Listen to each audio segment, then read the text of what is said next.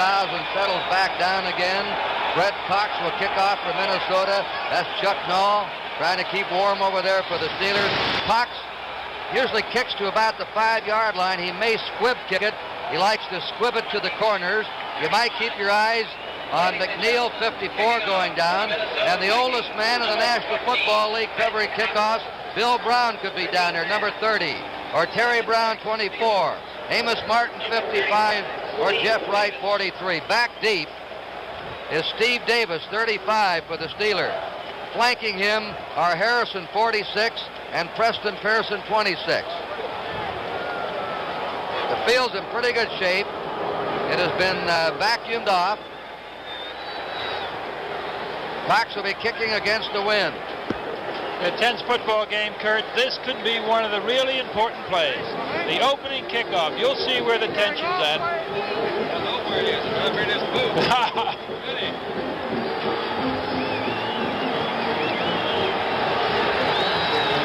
Cox is a chiropractor, and he massages that one. It's not too deep.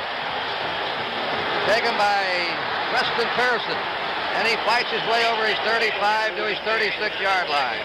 And downfield on the tackle is Scott Anderson, number 56, to trip him up. So Pittsburgh puts the ball in play on their 36-yard line with a first down. A backfield of Bradshaw, number 12, at quarterback. Rocky Blyer, number 20. Frankie Harris, 32, the running backs. The wide receiver coming at you, Shanklin, 25. Frank Lewis, 43 on the other side. And the tight end is Larry Brown, 87.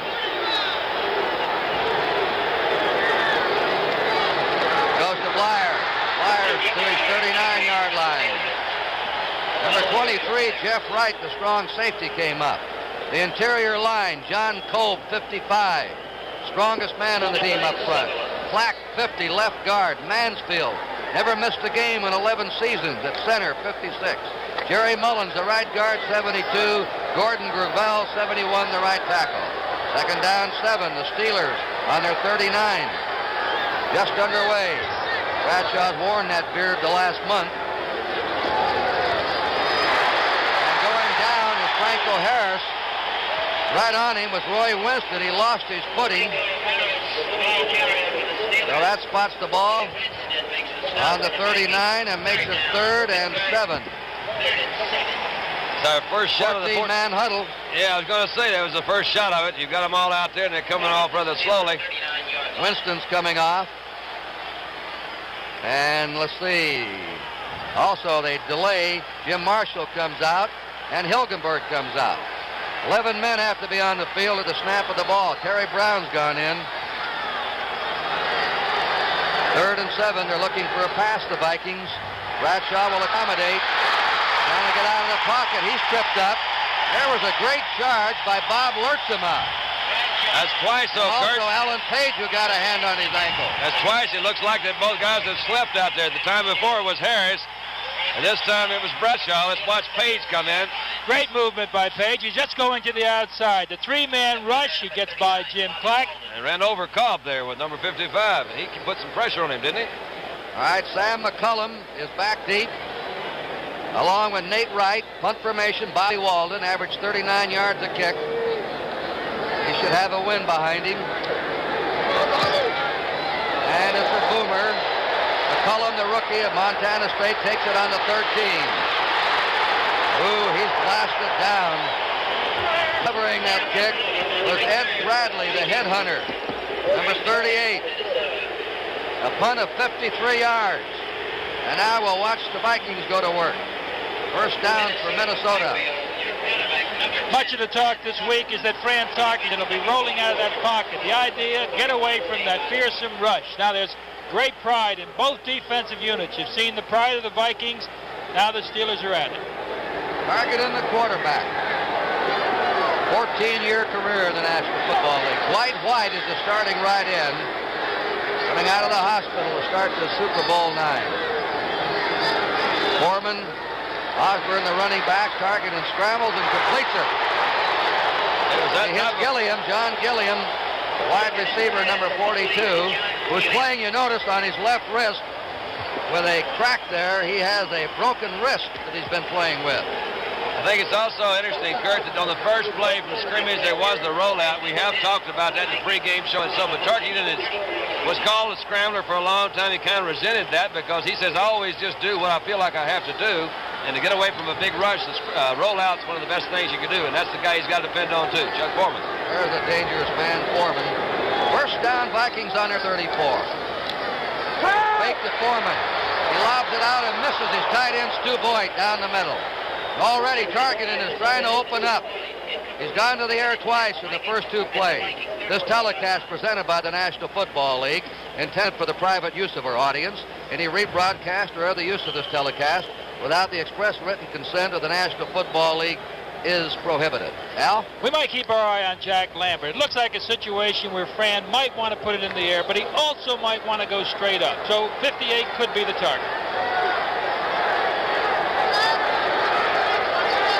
Tarkington on second down, 10 from the Viking 34. And that's Dave Arthur trying to plunge up the middle, and he runs into Mean Joe Green. Okay, we said this man is the heart of it. You bet he is. Joe Green attacking that middle, stopping him cold. Lambert helping out on the play. A yard gain. It's 3rd and 9 for Minnesota. L.C. Greenwood, 68, the left end. Joe Green, the left tackle. Ernie Holmes, 63, the right tackle. Dwight White, 78, the right end. They led the National Football League in getting to the quarterback. And now taken out of the game is Ernie Holmes. And coming on, Lauren Taves, linebacker. Tarkington scrambling away. Throws on the run, and he's dropped. It is no good. John Gilliam was there at the sidelines, did not have it long enough. It's an incomplete pass, and Minnesota now will be kicking against the wind. Their punter is Mike Eyeshide. He kicks it about 35 yards a crack. He's a good out-of-bound kicker, but he's going against a strong breeze now. And Lynn Swan, a rookie, an excellent punt returner. Second all-time in one season returning punts for total yardage is 88, and 27 is Glenn Edwards. Mike Eyeshide.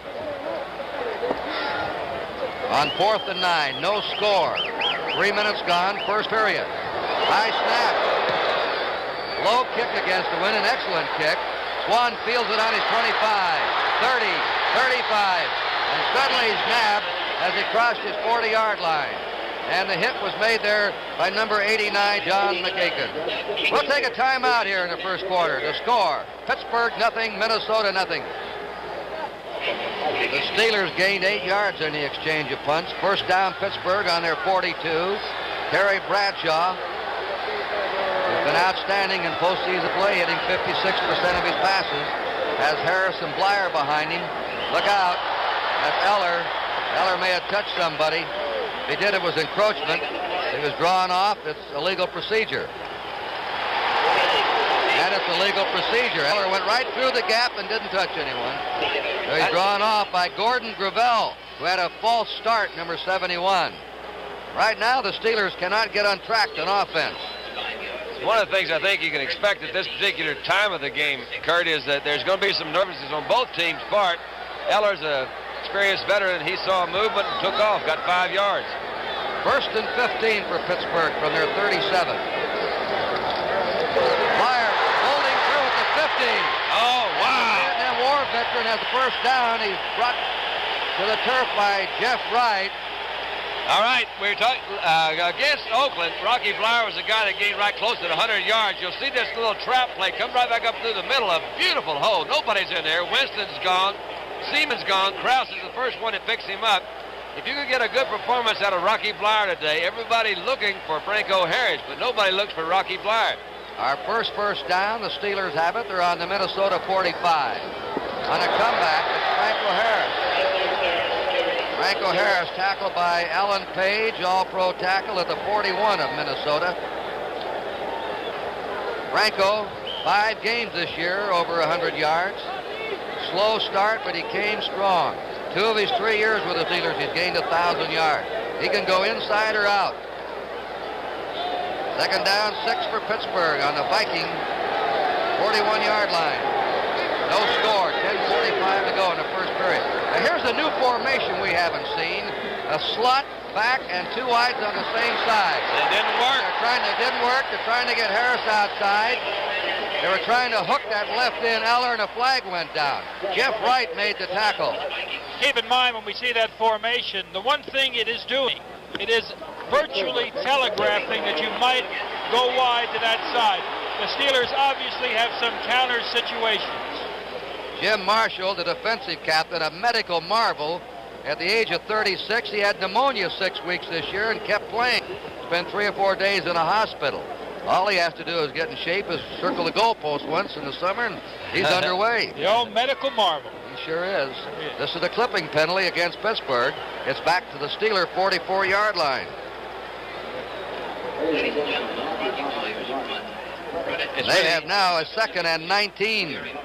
2nd and 19, Kurt. Jackie Wallace on the far side is number 25. He's going to be looking at the leading receiver, Frank Lewis, number 43. Bradshaw's been trying to get that running game going. There's it out to Lewis. Lewis at the 45. He's the fastest player in the Steeler club. And he's back to the Minnesota 45, where he's upended by Wally Hilgenberg, the veteran outside linebacker. Good block by John Cole. One of the things, Kurt, that you try to do when you've had an unfortunate penalty like they had is you try to get the penalty back on the first play, so it'll be 2nd down. And you see this, that's Cobb coming out, number 55, I believe. But the main thing is a very conservative play in a way. You throw it out to a guy that has the potential of breaking it all the way. And they did. They get back. Now it's 3rd down and about 8 or 9 yards to go. 3rd and 9, Don. Steelers in Viking territory, and the Viking 44, no score. Yankel and Lewis are still in there as wide receiver. Good rush on him. Oh, he's decked. Well, I imagine that Minnesota front four is tired of hearing about the Pittsburgh front four. Ellen Page in there. The first move is so important. There's the head slap on Jim Clack.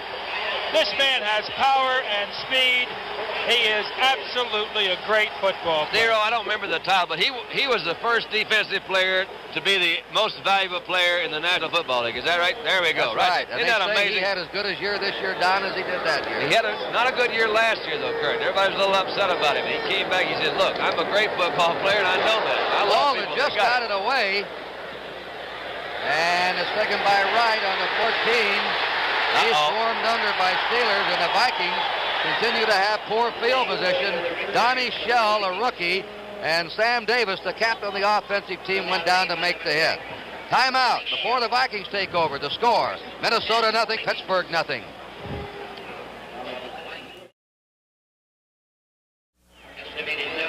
Bud Grant bringing his Vikings in for the 3rd time into a Super Bowl. Fran Tarkenton, a quarterback. He's been good and he's been durable. He's never missed a game in his career because of an injury. 1st down, Vikings on their 14. Trying to get outside is Foreman, and he's hit by Jack Ham, the young, excellent outside linebacker. He's going to be one of the greats before he's through, from Johnstown, Pennsylvania, later at Penn State University. He's already made the All-Pro team this year, Jack Ham. There we go. One of the things we also want to look at, we mentioned the rollout. Well, the defense of the Pittsburgh Steelers have many maneuvers. You'll see Joe Green occasionally go to the outside, L.C. Greenwood filling to the inside, all both looking for run and particularly rush the pass. Lash spreads left, and to the right is John Gilliam. 2nd and 12 for the Vikings. They're going against the wind in this period. Targeting, quick hit, and it's good to the 17-yard line to Dave Osborne coming out of the backfield. And there's the rookie, Jack Lambert, the only rookie starter for the Steelers, a middle linebacker. They call him Hayseed. He's tall. Look at him, 6'4". I'd call him Mr. Hayseed. I would too. He made a Mr. on that one. Made a game-saving tackle against Oakland when he brought down Cliff Branch in the open field.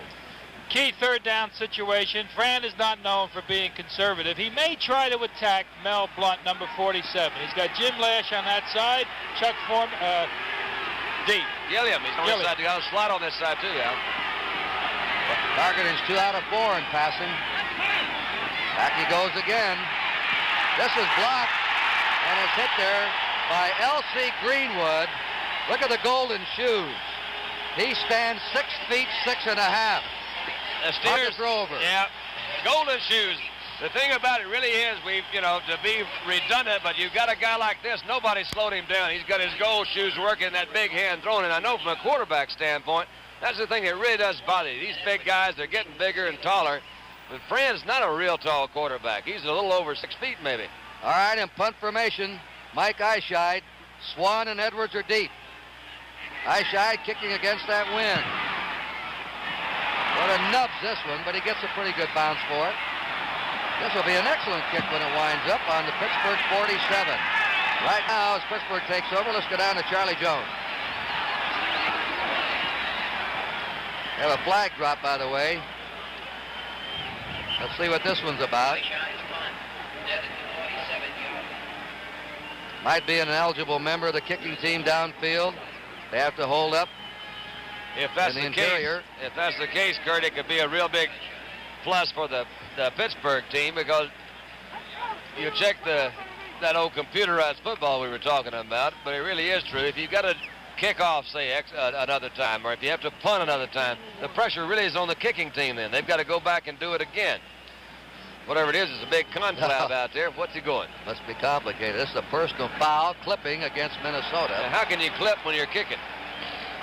I just ask it. I don't have the answer, folks. Nobody's perfect.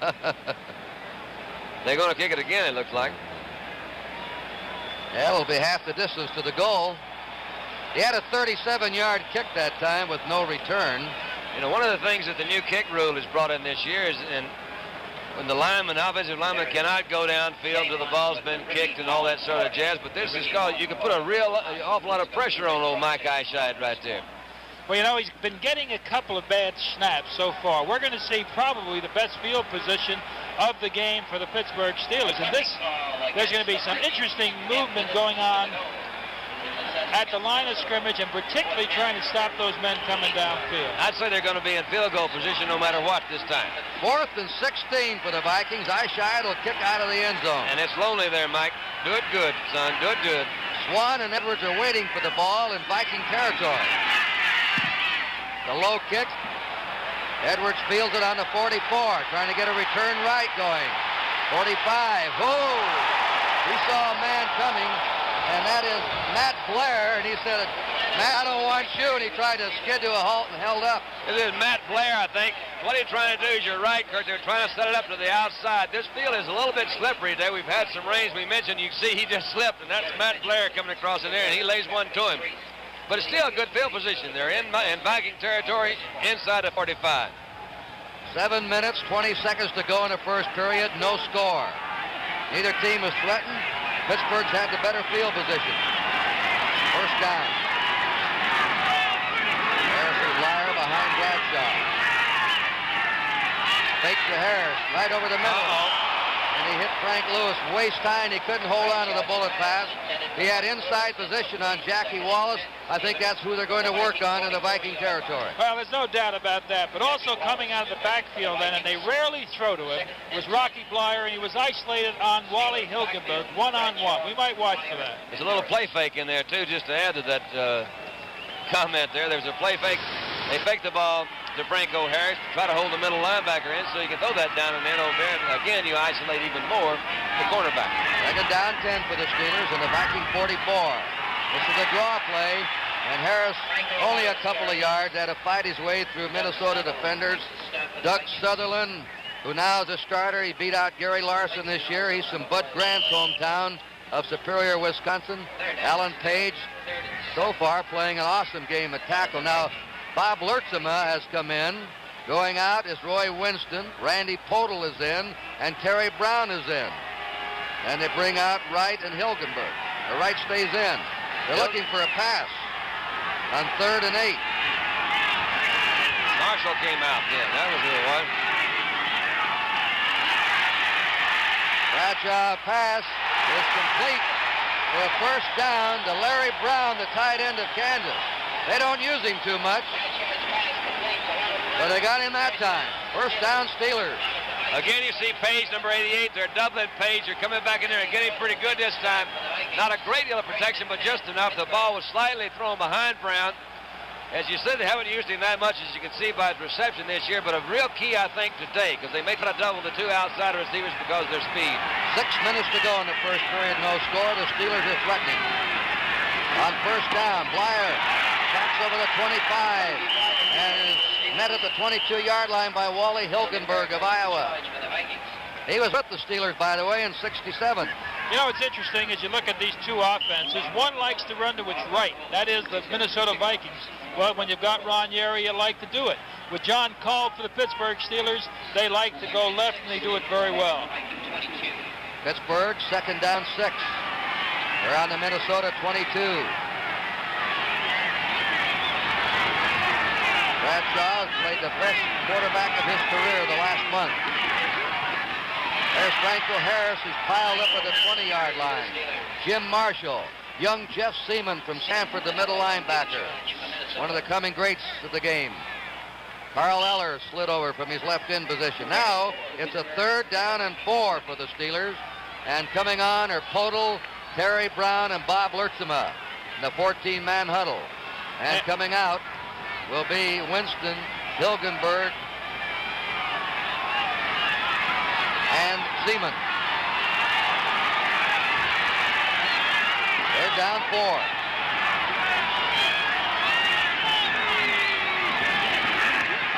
Go for it. There's a slant over the head of Frank Lewis. Trying to get inside position on Wallace. But Bradshaw had a bad pass. He threw it too high. Well, there was super pressure also. Alan Page moving magnificently. Bob Lertzema coming across. Page constantly coming in, forcing a rather off-balance throw. Yeah, he threw it too high. That was a little shot of that 5-man line thing that we're talking about. We got Page there. That keeps them from doubling anybody. They're trying to get him where they can't double Page. 37-yard field goal attempt by the leading scorer of the American Conference, Roy Girilla. Bobby Walden is holding. And the kick is up, and the kick is no good. Faded to the left on him. Those goalposts were sticking right up there in front of him. It's a gusting wind today. So the Vikings stop them. We have a timeout in New Orleans. The score, 0-0.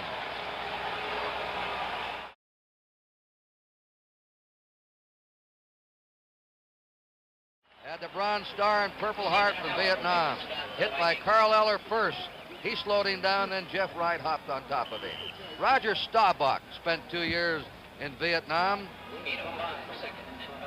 And Bob Kelso was killed in action in Vietnam, ex of the Buffalo Bills. His name is on the new county stadium in Buffalo. Bob Curran's suggestion there with the Buffalo Evening News. Pittsburgh on the Minnesota 48. Second down, 5, no score. 3 minutes to go in the first quarter.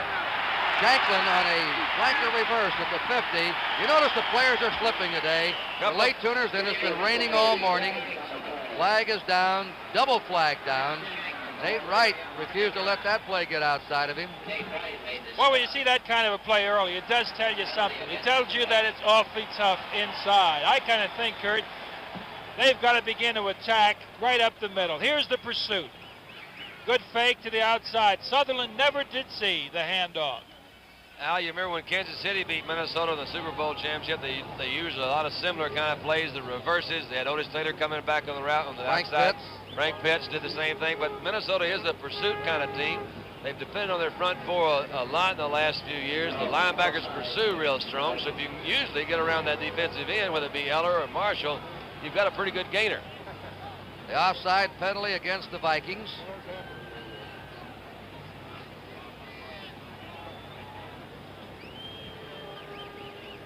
They're going to have a measurement. Having long confabs on these penalties. Well, we're getting it's a little bit what you call slow in moving out here today, but it's all right. Now, 15 grand for the winner, 7,500 for the loser. They want to be right. I still think they ought to play them all like it was 2 minutes to go with no timeouts. That'd be fun. Is that the way you play them, Don? Who knows? It's been so long, I forgot. Second down and a foot to go. Pittsburgh on the Minnesota 43-yard line. No score, 2:45 remaining in the first period. Delay, and then storming through is Harris at the 35, Harris bangs his way inside the 30 to the Minnesota 28. Jim Marshall had to catch it from behind. Coming right at you. Here's a man that knows how to run. Good move to the inside. They blocked Eller to the inside. Good block by Blyer there. Perfect block. On Seaman, and he's doing it. Look at Marshall chasing from the other side, Dero. Yeah, that's great pursuit by the elderly Marshall. Pittsburgh's ball, first down on the Viking 29. One scoring chance for the Steelers. They missed a 37-yard field goal. We're approaching 2 minutes to go in the first period. Bradshaw on the bootleg at the 25-20, and he skipped out of bounds. A very dangerous runner.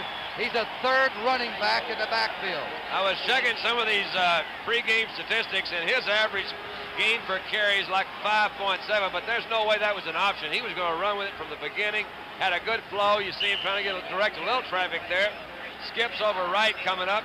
Lost his balance a little, but he's going to go out of bounds. This is the extra ingredient that a big quarterback has. He weighs 220 pounds and can move out. Well, the Steelers have got to get the score now. They've had excellent field position this entire quarter, and time is moving on. Pittsburgh's ball now. Around the Minnesota 18 with a first down. No score late in the first period. Franco Harris stopped maybe for no gain. And it was Doug Sutherland who hit him there. Second down, 10 to go. It's probably early to say this, but it appears right now that they are trying to attack both Sutherland and Carl Eller. Now, Carl is a very good experienced player. Maybe they feel like for some reason or other that he plays upfield too much. They can get inside of him and put more pressure on Sutherland. But at least in this first quarter, they've gone in that direction more often than not. Bradshaw's been ticked off all week and accused of being a dumb player. He said, I have good football sense, and his teammates say the same. Franco Harris, he was stopped at the 16-yard line as he tried to spin away from Alan Page first, then Wally Hilgenberg wrapped him up. Jeff Seaman appears to have one major assignment, and that assignment is number 32. Wherever Franco goes, that's where he goes. Now we might watch again this maneuver. Going in with 6 defensive backs, we'll see the 2 linebackers coming out. We might look for Larry Brown, number 87. Gary Brown and Randy Podel are in. Those 2 men went in. Third down and 8. The 2 outside linebackers came out. This first converted 1 out of 4 third down chances. Into the corner it goes, and it's tipped away by Jackie Wallace. Jackie Wallace of Arizona on the taxi squad last year. They say you can pick on him, but that was a brilliant play by Wallace from the University of Arizona. And again, Roy Girilla's coming on for a field goal attempt.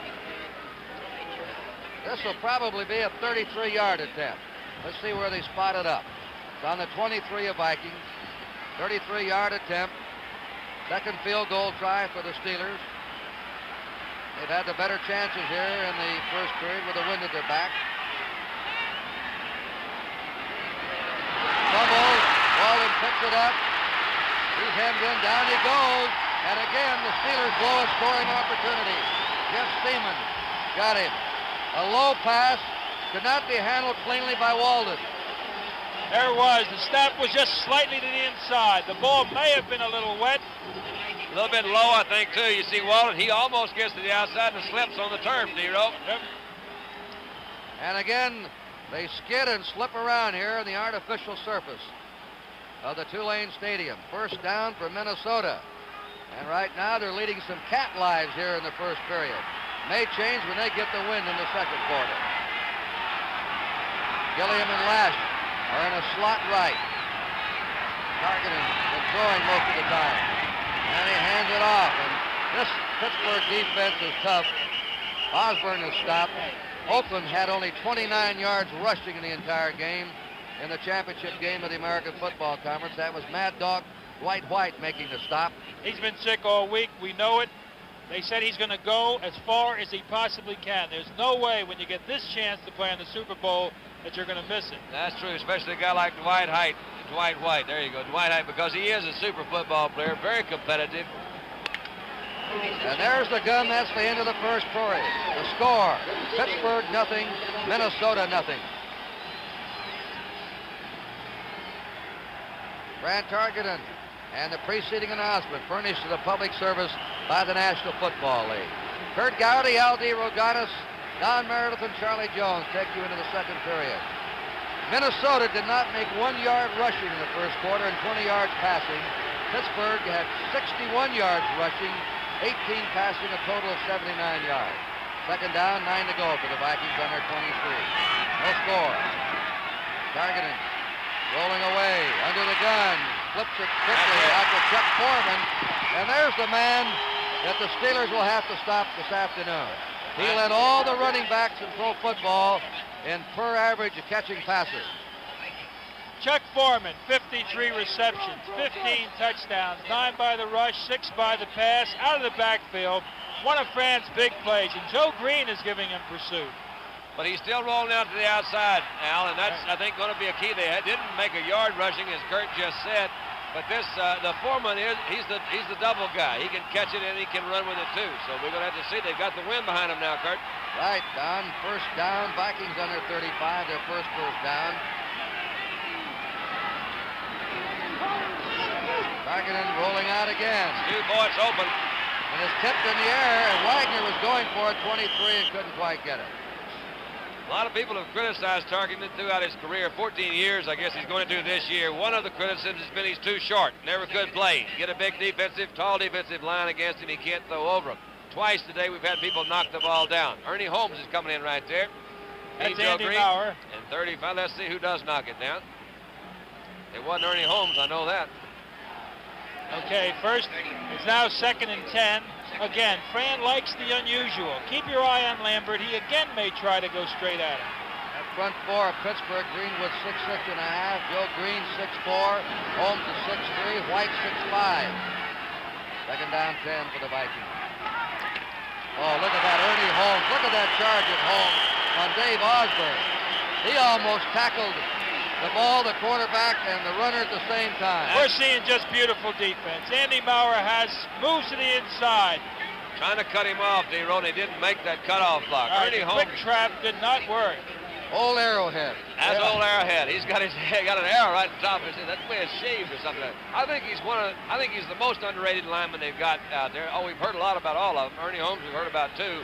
But he's going to be in the middle of things all day. Ernie Holmes. That's why he has his arrow cut in the shape of an arrow for an identity.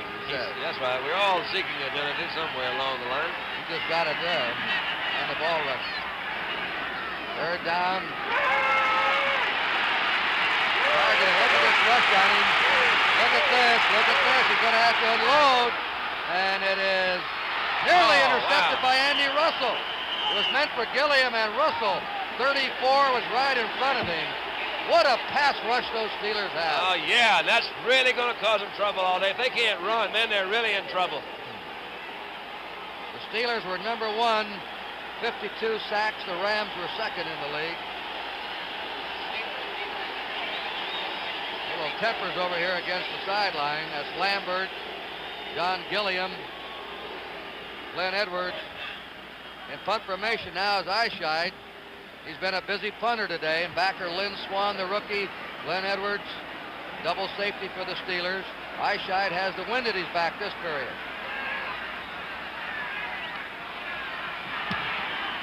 It's coming to Edwards at the flag drop. He's at the 30, 35. And another flag goes down. A double flag. And that flag started down before Edwards caught the ball. Yeah, it did. Pittsburgh does not fair catch. They had only 3 fair catches all year. They like to run up in a punt and gamble. Well, let's see what this one's about. We just started the second period. There's no score. The Steelers have dominated the statistics. They've tried 2 field goals. Got one off, missed, couldn't get the second one off. Didn't cash in on their opportunities in the first period. Minnesota's not had a scoring chance. Maybe I'm giving too much attention to the weather, but I thought Pittsburgh outplayed them really heavy in the first quarter, but did not score, which I think is maybe important, because I think the wind will be a factor, and we'll see what happens if Minnesota's got the wind at their back. This penalty is going against Pittsburgh. The Vikings, Fran Tarkenton's on the phone. Jerry Burns is upstairs for the Vikings, the offensive coach. Son of a preacher man, there he is. Frank O'Hara says, what's this all about? Hilgenberg's coming in now to talk to him. We'll get a signal. The personal foul, tripping against the Steelers. Now, for the first time, the Steelers are set back deep in their own territory. They're on their 14 for the first down. They've established a running game. They've had 61 yards rushing so far. Bradshaw gives the ball to Franco Harris, and he rumbles around. He's up to the 20. See how he can get outside? When he gathers that momentum, he can accelerate. He's taken out by Jeff Seaman, the middle linebacker. Part of the attitude must be that they're going to try to get to the outside of Carl Eller. Again, a reverse. That little step and that little roll around got just enough of the flow to the inside to get the big man out. You saw Winston didn't quite get there either. That was number 60 that came in there, going around Eller on that outside, but they got the good gain on that first down play. Now, Don, the Steelers have their kid receivers in. Stallworth on the left, 82. Swan, 88 on the right. And they're both burners. Excellent rookie outside receivers. Steelers are deep. 4 excellent receivers. Bradshaw fading. Here it is, deep to Stallworth. Right. Deep. Good and play. it is broken up by Jackie Wallace. He nearly gathered it in, but not quite. But he had Stallworth, the rookie of Alabama A&M, smothered down the sideline. Kirchie hit it right on the nose. They did have their speedsters in, but I got to give a lot of credit to this Wallace because he had great position on where that court ball was coming from and the receiver. And a defensive back, I am told, and I really do believe it, it's one of the most difficult positions to play because there's so many rules that permit them from getting physical. They've got to play this whole thing out of finesse. He had good position all the way down that time. All right, the 14-man huddle, they break out of it. Winston, Hilgenberg, and Seaman come out. Terry Brown, Podol in the secondary, and Lurtzema to rush the passer. And a 5-man line. 3rd down and 4. Bradshaw setting up, fires, and it's good to the 31-yard line. Immediately a flag is dropped. Lynn Swan, who catches the ball, he's an acrobatic rookie. Flag has been dropped. Could be a mask, grabbing the face mask, because that flag went down immediately. Oh, Pittsburgh. Offensive pass interference. You don't That see is that a one tough too often. one. He might have pushed off on him. Let's watch it. One of the things, when they've got the 5-man line, they usually got man-to-man coverage back here. You'll see Swan coming up, giving a little push off. He's bigger than right, comes back in, gives himself position. Good call by the official. Well, I'd have to dispute it, but if you say so, Nobody's okay. perfect. I just, that's why we talk about the defensive backs. They've got a tough job back there, Al, because they can't use those hands. They're really usually looking for them. That time, to me, the offensive receiver did push off with the defensive back. Chew that gum, bud. It was called on Swan. 3rd down, 14 to go. No score in this game. 13-15 remaining in the first half. Here's a draw play to Blair. The ball pops loose. Who's got it? Looks like the Vikings. Our first turnover. And a biggie. Randy Podol on it. Flyer had it pop loose, and Randy Podol, the rookie of Stanford, recovered. And here's the Vikings' first scoring chance. All right, the thing they're trying to do with a draw, they're going conservative with a draw rather than throw. A play right there. Rocky Blyer fumbles, can't get the handle on it. Krause misses it. It comes back up. Foley gets it. Well, Minnesota's ball now. First down. They're on the Pittsburgh 24. First time the Vikings have been in Pittsburgh territory. Markinen, an opportunist. Vikings play it this way. They wait for mistakes. They've got to run, though, Kurt. They're not doing that. Look at that defensive line and the defensive unit of Pittsburgh. Man, they're all over him. Jack Ham and Lambert hitting Dave Osborne. We're going to pause briefly for station identification. This is the NBC television network.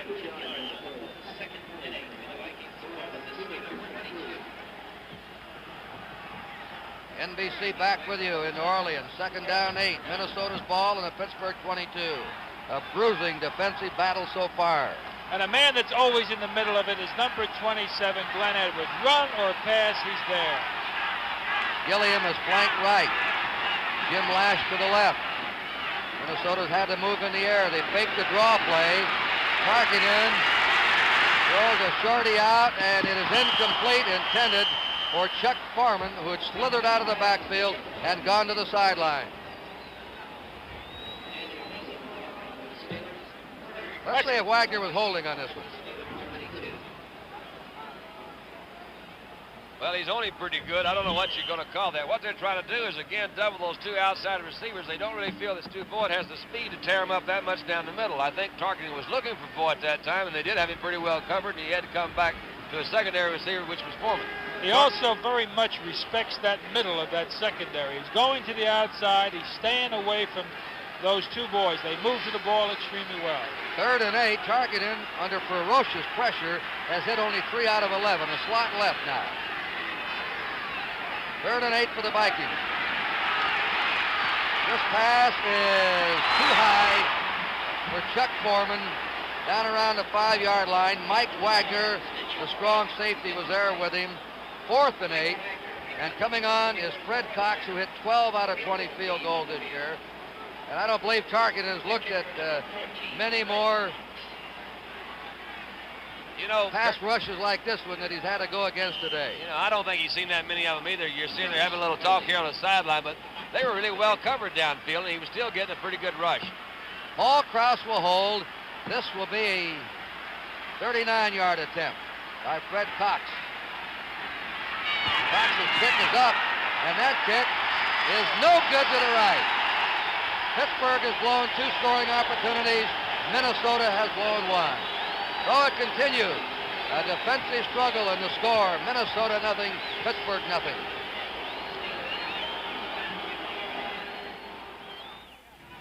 The Steeler defense continuing to play the way they did against Oakland. Oakland had 29 yards rushing the whole game.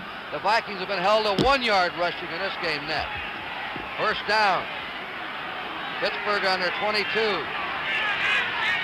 Rocky Bleier, he's buried under right at the 22-yard line. And Jeff Seaman, number 50, quickly brought him down. 2nd down, 10 for Pittsburgh. Just under 12 minutes remaining in the first half. NBC hopes you're enjoying Super Bowl IX.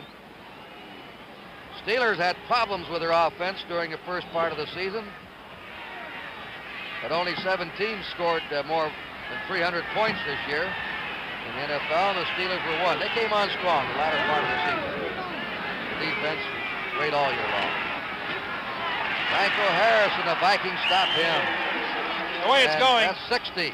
Roy Winston, and the Louisiana State. The way it's going, Kurt, it may well be the defense of either team that might do the scoring in this game or set up that situation. We saw the fumble earlier. We may see the interception also. Coming in again are Terry Brown and Randy Podol in the secondary. Bob Lertzema up front. Hilgenberg, Winston, and Seaman go out. All 3 linebackers. 3rd down, 8 for Pittsburgh from their 24. Bradshaw quick with the stalwart. The speedster is brought down. First down, and he's 46. Listen, he can shake it. You bet he can. Okay, let's look at this from the ground. That's as close as you're going to get to Terry. Bradshaw, very cool, very confident.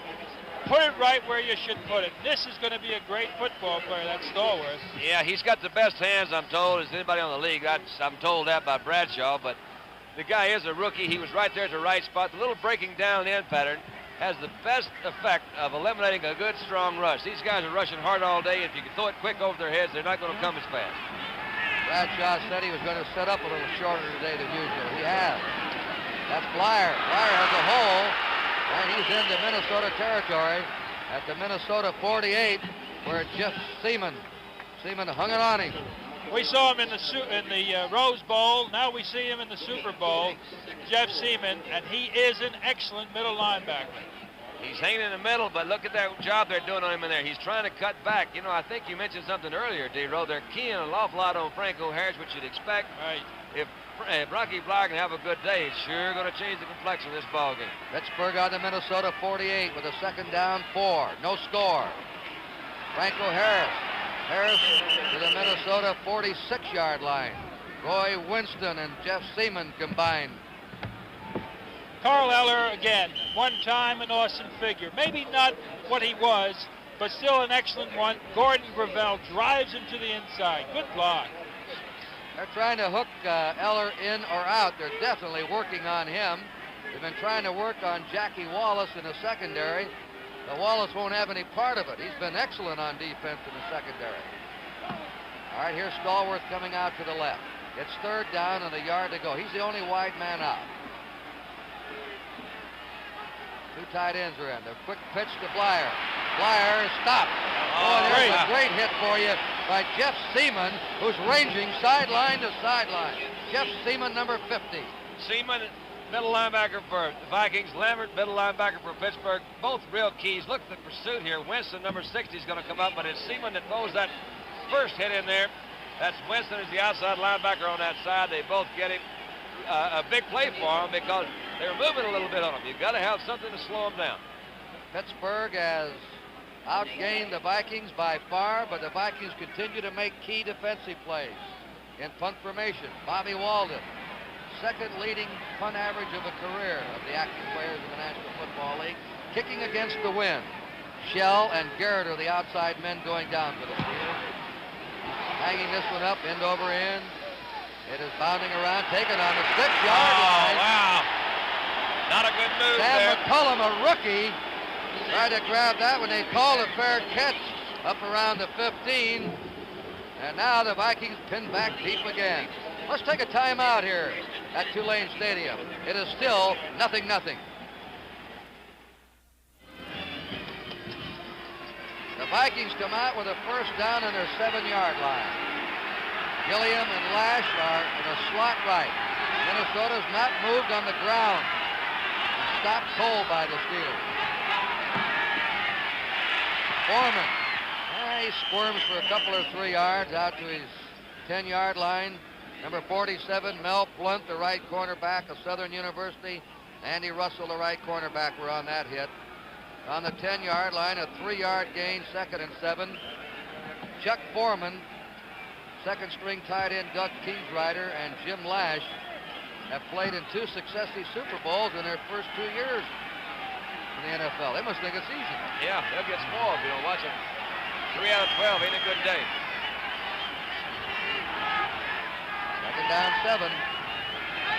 Vikings have the win. Fumble, look out here, and it is Safety time. a safety. You betcha. A safety, and Pittsburgh has scored. Osborne and Tarkinen were going for it. Got away from Tarkinen. Greenwood was putting the heat on, and it's a safety. All right.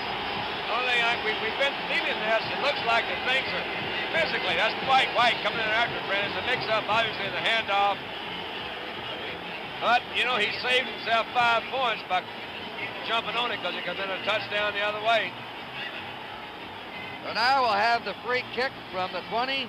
And our first score is a safety, fittingly, in a defensive struggle. Boy, it sure is fitting, and it was an odd kind of a call, really, tossing that ball the way Francis You know, did. I got a feeling it's supposed to be a fake, and the thing just slipped out of his hand. We'll never know. All right, before they line up for the free kick, again, it's Pittsburgh 2 and Minnesota 0.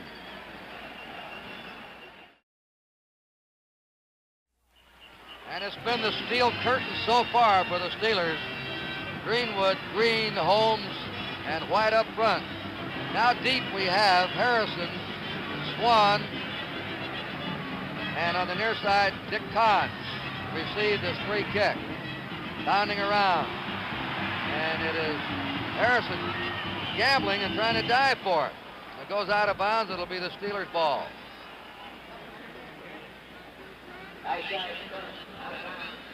First down, Pittsburgh at their own 35-yard line. Let's check the offensive yardage for both teams so far. 7 minutes and 2 seconds remain in the first half of the Super Bowl. 2-0 Pittsburgh. They have the young receivers in. They'll play a lot today. They were going to rely on them, Stallworth and Swan. They've nearly beaten out Lewis and Shanklin the latter part of the season. Bradshaw on a play action. Flips it to Blyer. Blyer out of bounds at the 40. Blyer had to come back for the ball. He might have gone farther. Roy Winston right there with him. Another play action pass. You see him fake the ball to Harris first. That's to hold those linebackers in there. Eller lets Blyer go by the ball. I think he's thrown a little bit behind him. So in the bottom of the 4th inning, it looks like Pittsburgh's ahead 2-0. Well, they've had good defense, good pitching, You bet. strong Good down the pitching. middle, The good double curveball's play. working inside out. Throw a knuckle at him every now and then. Make the high hopper work. Second down, 5. at you on Monday Night Baseball. Son of a gun. Here it comes. Look out. Hilgenberg. Hilgenberg hanging on to end. Drops him at the 42-yard line of the Steelers. 3rd and 3. The Steelers have had 126 yards total offense to 36 for Minnesota. From the ground, let's take a look at it. The footing's a bit difficult. Franco is not quite the traction that we've seen him move. Hilgenberg holds on well, or there was a pretty good gainer there. Yeah, he did his job. You know, Yep. Hilgenberg goes up. He's got to close it to the inside. They pull Mullins out to go and lead that thing. They just didn't get him out there quick enough to kick Hilgenberg out. 3rd and 3 for the Steelers. This safety, by the way, is the first in Super Bowl history. So we have a history maker today. I like to be part of first. Here's a quick pitch to Stallworth. Great. Great play by Jackie Wallace. Wallace right on top of it, had a diagnose, and made a tremendous hit on Stallworth. So far today, and he's made 2 great defensive plays. You see, now Stallworth had taken a couple of steps forward. That wasn't too good a fake to let you know I'm going to go deep. So that's going to let Wallace key on him quicker, and he did. He came up as soon as he saw him go back. They obviously know that Pittsburgh has this kind of play. He made a good defensive play to come up in there. Wallace also made a good play on him on Stallworth a while ago when he went deep. Right, he's back now along with Sam McCullum. It's 4th down and 9, and the Vikings should have pretty fair position, operating position when they get this ball, unless something happens at the line of scrimmage. The kick, boomed out by Walden, backing up the goal. That's a great kick against the wind. McCullum at the 15 to the 20, and they don't get that position. A low driving spiral that you need against the wind, and Walden did it. 49-yard punt by veteran Bobby Walden. Right now, let's go down to Charlie Jones. Talking about the wind, you've been talking about it. Actually, it's a high wind because if you check the flags in the corners of the field, it's really not blowing that much. Here's a program note. NBC next Saturday and Sunday will be in Tucson for the Dean Martin Tucson Open. Looking forward to that one. All right, Charlie, 1st down. Vikings on their 20. They're behind 2-0. They have not been able to move with their offense. Been all passing. Gilliam's pass is over the head of John Gilliam. Flag is down. Got old Mel 35. Blunt. You may have a holding here in the secondary. Gilliam trying to get open at the Viking 35. Let's see what they call. I think it's going to be interference against Blunt, and every Super Bowl needs a Mel Blunt in it. He was the guy that came out early this week and said, oh, yeah, of course, there are 2 or 3 teams better in the AFC than Minnesota, but we're looking forward to playing them anyway. That's like Namath when they played the Colts in Super Bowl III, said, oh, there's better quarterbacks in the American Football League than Earl Morrall. But if you can do it, it ain't bragging. That's right. 1st down, Minnesota on their 35. 2-0, Pittsburgh ahead. 5 minutes to go in the 1st half. Osborne stopped. They just can't run on it. That's L.C. Greenwood, or Dwight White, 78 on him. For a man that's been in the hospital all week, he's playing quite a game. They must have fed him well. And for a situation where the interception becomes a big factor, this is where the Steelers like to get you. They like to have you in a long yardage situation. That big rush will be coming, that secondary that moves so very well. Alan Don, let me ask you think the Vikings will be able to run it all anytime during this game against them? If I were quarterback for the Vikings, I'd be worried about it right now. 2nd down, 11. Gilliam and Lashley spread out to the left. Targeting, rolling He's right. got him open down the middle. There you had a man open that time, Chuck Foreman. They put their wide receivers left, then rotated right and hit Foreman coming out of the backfield. You know, I think he came back. It's going to be short of that 1st down, which is another key thing. Let's throw out an old cliche. Oh, it's a game of inches here, folks, in America. Let's see what Foreman did. He did catch a rollout pattern. He had Gilliam open back across the middle. Much easier to see from up here than down there. I don't know where he went out of bounds, but it is very close for that 1st down. I think he's a little bit short. I believe so, too. He's just short of the 45. Tarkenton was over there, but they want to measure for sure. Yeah, it's one of the things, Kurt. You spend a lot of time all year, and actually, you know, a lot of these guys have been in here like Fran for 14 years. Little things, little details that you try to pick up. If you're in a situation, especially if that had been 3rd down, it can be very costly. If you're going down, you're going to catch the ball. Guys, let's get us the 1st down out of this thing. It's not going to help us that much to be 4th down and short like that. And it looks to me they're going to be a little bit short on this one. Maybe I'm wrong. And I am, I think. It'll be the first time I've been wrong since 1968. since the Good pregame record. show. I remember it well. Yes. Yes. I was wrong. Chuck Knox. Yes, I thought he was right, but he was wrong for 9 years. What'd I tell you? Adios. 4 minutes and 23 seconds to go in the first half. Steelers leading 2-0. It'll be a third down play on the 45-yard line. Vikings have not converted on 5 third down occasions. Gilliam comes out, and Kingsrider will join Stu Voigt as a double tight end situation. Third down and inches to go.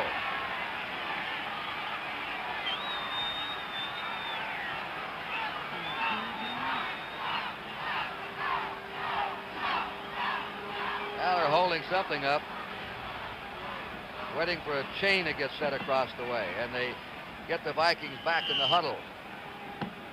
Well, Fran's going for the first down, but we do know the son of the preacher man likes to gamble. He won't do it here, Donald, though. He won't?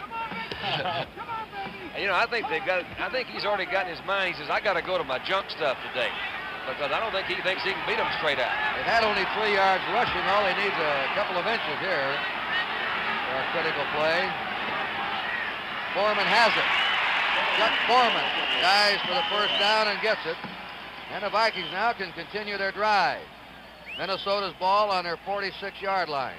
Chuck Foreman was the man the Steelers feared today, especially coming out of the backfield to catch passes. They knew they had to stop him. He didn't play much running back at the University of Miami. He was a wide receiver. So he has the instinct and the sense to come out and maneuver. Was he their leading receiver this year? That's right. Foreman's the leading receiver and like the leading rusher also. And then on the other side, you got Franco Harris, who's the second leading receiver and the leading rusher. So they both use their fullback. Vikings ball first down out of a slot left formation. Targeting rolling right against him. He flips it out and nobody's there. He just got rid of it. They're not calling illegally grounding a forward pass, arguing on that. Ernie Holmes said, look, he just threw it away. Nobody there. I think he did. Well, I'm pretty sure he did, but it's one of those things I guess it's hard to call. It's almost an insult. You say you can't tell whether it's a throwaway or not. I used to throw a lot of those. Well, here's a good look at it.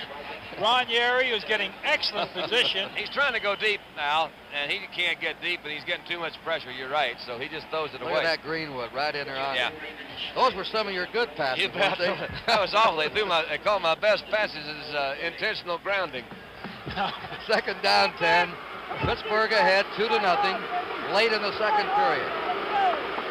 Pittsburgh fans are booing. They thought they should have called the illegal grounding.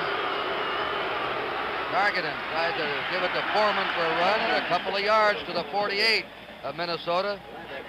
Number 78 is Dwight White, aided by Jack Lambert, the rookie middle linebacker. Now it's a 3rd and 8 for the Vikings. There are times when folks get the feeling that maybe we talk too much about Joe Green, but the way this big, quick man plays that hole on the outside shoulder of the guard, in the gap, he's generally positioning himself so at least 2 and sometimes 3 people are concerned, there he is, Mean Joe, about the moves that he'd make. He might line up halfway facing the center. He likes to blast him and then move on in. He weighs 275 and very quick. Again, that slot left. 3rd and 8 for the Vikings from their own 48. Targeting trying to go, and he hits Foreman. He's got it for a first down. Bounced up and right back again. So that's the one combination that's working for the Vikings, Tarkington to Foreman. Whenever you get out in a formation like this, you're pretty well saying, I'm not going to run, but you also can dictate pretty well what kind of defensive coverage you're going to get. He hit him right in the hands. He bobbled it, was fortunate enough for it to come back down in his hands. He picked it up, and they got a first down. Let's look at that entire zone. This is a beautiful call by Fran. The inside move, you'll see it right there on J.T. Thomas. Little volleyball shot. First down Vikings, 36-yard line of the Steelers. Foreman tripped up as he stumbled forward to the 31-yard line. He's the leading ball carrier for the Vikings with 10 yards. That's their longest run of the day right there, I think. 4 yards. L.C. Greenwood brought him down.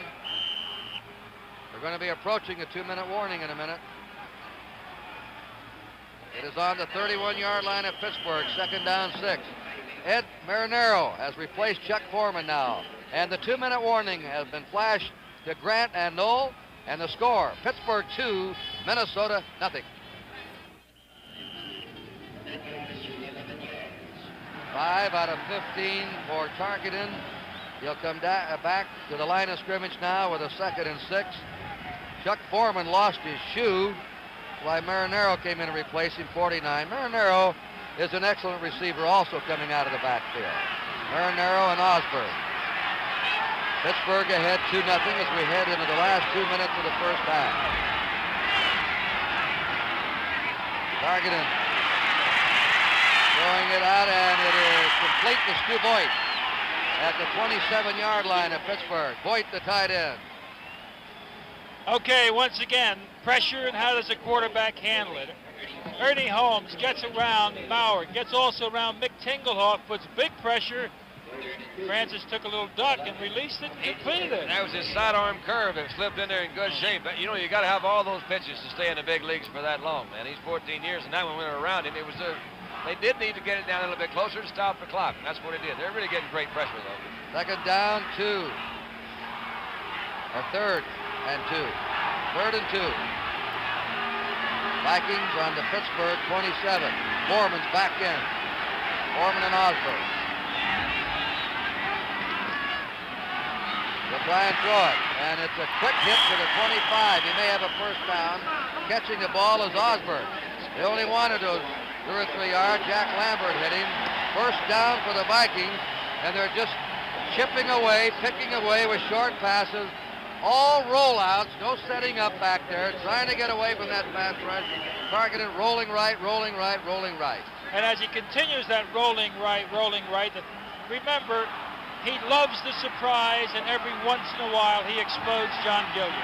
Vikings have all their timeouts left. They're on the 25-yard line of Pittsburgh for the first down. Now he fades straight out of the pocket. Got him. He's got Gilliam, it's intercepted by Mel Blunt. The ball popped high in the air in the end zone. And the Steelers intercept. They're a great takeaway team. Hey, that's got to be super. You talk about some coverage. He did have Gilliam open down there. Good protection this time. We're isolated on Gilliam going across the middle. Zero, help me. I don't know who it was that hit him. He goes right at the teeth of it. We said earlier. But he's open there. Look at him. He was going away from it, but watch the safety man, Glenn Edwards, always coming. That is a pop. It was Edwards, a good pop. It bounced up in the air. Mel Blunt's 47 over there. He's watching it come through. Super. As Osborne makes that tackle, you saw Blunt slip a little bit. All with 1:07 to go in the first half. Pittsburgh has its first takeaway. Each team has had 1 turnover. Bradshaw still got it. Trying to get outside. They got him. He better put that ball away. He hugs that ball inside. Jim Marshall brought him down. You know, you never know what I don't know what they got called. Let's look at it from an end zone camera. He's faking to Franco. If our game against Oakland, Bradshaw had the ball out in one hand. Could have been a big fumble. He's trying to run to the outside. Can't get anywhere. Bryant's coming up. No, that's Wright's coming up. Almost. No, he does. He says, I'm sorry. I'm going to just lay down here for a minute. That's Marshall that finally gets him. Well, let me say this. 2-0 sounds like a dull football game, but it is one of the best defensive football games I've seen, at least this first half. Both teams have been just outstanding. 56 seconds to go. And the Vikings call a timeout. They have 2 left. They want the ball back again. You bet. And they got that win in the face of the Pittsburgh team. But what are they going to do? They need to poke them down. They had pretty good position that last time. They could have very possibly gotten a field goal. We'd have had a 3-2 working here at halftime. Franco Harris is 36 yards. Rocky Blyer has 44 yards in rushing. Bradshaw is 5 out of 9. The leading rusher, which tells the story of the Pittsburgh defense, the leading rusher for Minnesota is Chuck Foreman with 10 yards. And Tarkenton is 7 out of 18. It's 2-0. Bud Grant take his club into the locker room and try and do something to nudge Pittsburgh open. This is Franco Harris. Harris is up to the 15, to the 20, 25, and he goes out of bounds. He's carried out of bounds by Krause and Wallace, but it's a first down for the Steelers, and also they stopped the clock. Franco Harris, big, awesome. Jim Marshall makes too much of an inside move there. Jerry Mullins paid no attention to him. Good block on Hilgenberg by Mullins. Big man from Penn State takes off. Good play. Franco Harris is 65 yards rushing. I think he's going to be a good football player, don't you, Kurt? He may make it. Yeah. You don't think that? You should leave the booth. I guess. 2-0, Pittsburgh ahead, 49 seconds to go in the first half. Steelers first down. Flyer hit quickly by Seaman, who's been a standout for the Vikings today. Boy, that's for sure. He's really playing great football in there. Rocky lost a yard. Second down, 9.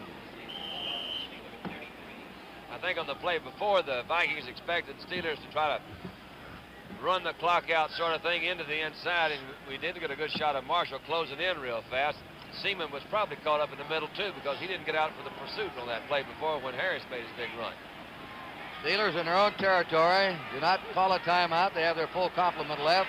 Bradshaw scrambling out of the pocket. 35 to the 40. Breaks it at the 45. Still going. Slammed at the 50 and is stopped at the 50-yard line. What's going on now? Still going, but they blew him dead back at the 50. It's back at the 50, Terry. Oh, he's a horse. I think that's the end of the first half. And that's the end of the first half. Bradshaw said they never stopped me. He was trying to get out of bounds and go for that field goal. So that's the end of the first half from New Orleans. And our score is Pittsburgh 2, Minnesota nothing. They won the opening toss and elected to receive. Gorilla's going to kick off. Normally, he kicks them high and deep. He is a deeper kicker than Cox. Back are Brent McClanahan, a second-year player, 33, and Sam McCullum, a rookie. The rookie is the fellow that could have let that, what appeared to be a punt that might have gotten into the end zone, that he fell on, that preceded the safety. That was in that if and buts category that I was talking about before the game. Well, so far you're a little bit behind. I'm close. 2-0. He It's slipped, a slip kick. And it is fumbled by McCullum and just saved. Let's see who's got it. Right down there at the bottom of the pile is Marv Kellum. Kellum recovered. 54. You know, let's look at all the way from the ground. There are times when if and buts. Look at his foot slip out. That's the soccer style, and this field has been slick. That ball was not kicked the way he was trying to kick it, but it turned out well. That's one of those almost things. Boom, boom, Brown didn't quite get the handle on it. Let me correct that. Brown fumbled the ball, and Marv Kellum, who played on an 8-man high school football team at Lecompton, Kansas, recovered. Big break for the Steelers to open the second half. By the way, they go with a run. Blyer stopped cold at the 30. No gain. Second down 10. Same backfield. Blyer and Harris behind Bradshaw. Wide receivers. They're going with the youngsters. Stallworth and Swan in the second half. 82 and 88. Brown the tight end. Gravel and Kolb the tackles. Mullins and Clack at guards. Mansfield at center. The Lone Ranger. Franco Harris pushes through at the 20, 15, get the block, he may go! No, he's pushed out.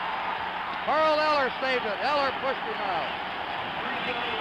Well, Kurt, this thing is really turned around here, and this is the bread and butter man all year. Franco Harris off tackle following Blyer's block and kicks Hilgenberg out.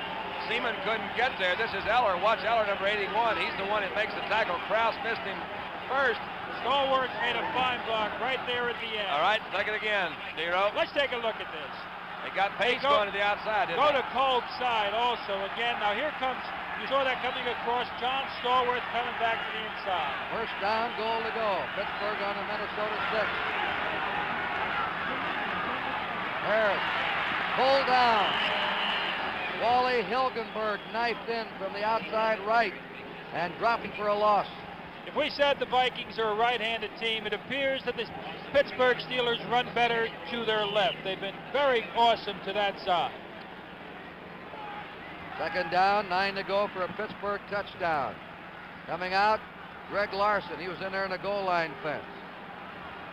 And Paul Krause is in there as free safety right now. They can't make a first down, Kurt. I think that'll be important. They got second down and goal now. Second down 9. Look at that opening up there. Running to the flag. Oh, over. wow. Pittsburgh scores. Jerry Mullins threw the block for him. Boy, did he throw a block, Kurt. You call it right on the button. They go to their left. They've been running so beautifully there. Counter step. 72, the man from USC. Here's the block. Great block. On Hilgenberg. Seaman can't get there. And Franco Harris is 99 yards rushing.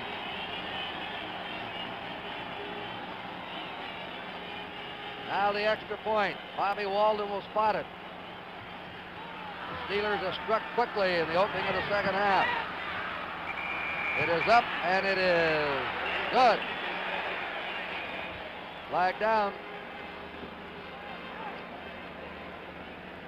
Well, this is going to put a lot more pressure on Tarkington than he even had in the first half, I think, because they obviously are going to be behind at least 9 points, and assuming they, or 8 points, assuming they kick this, it'll be 9.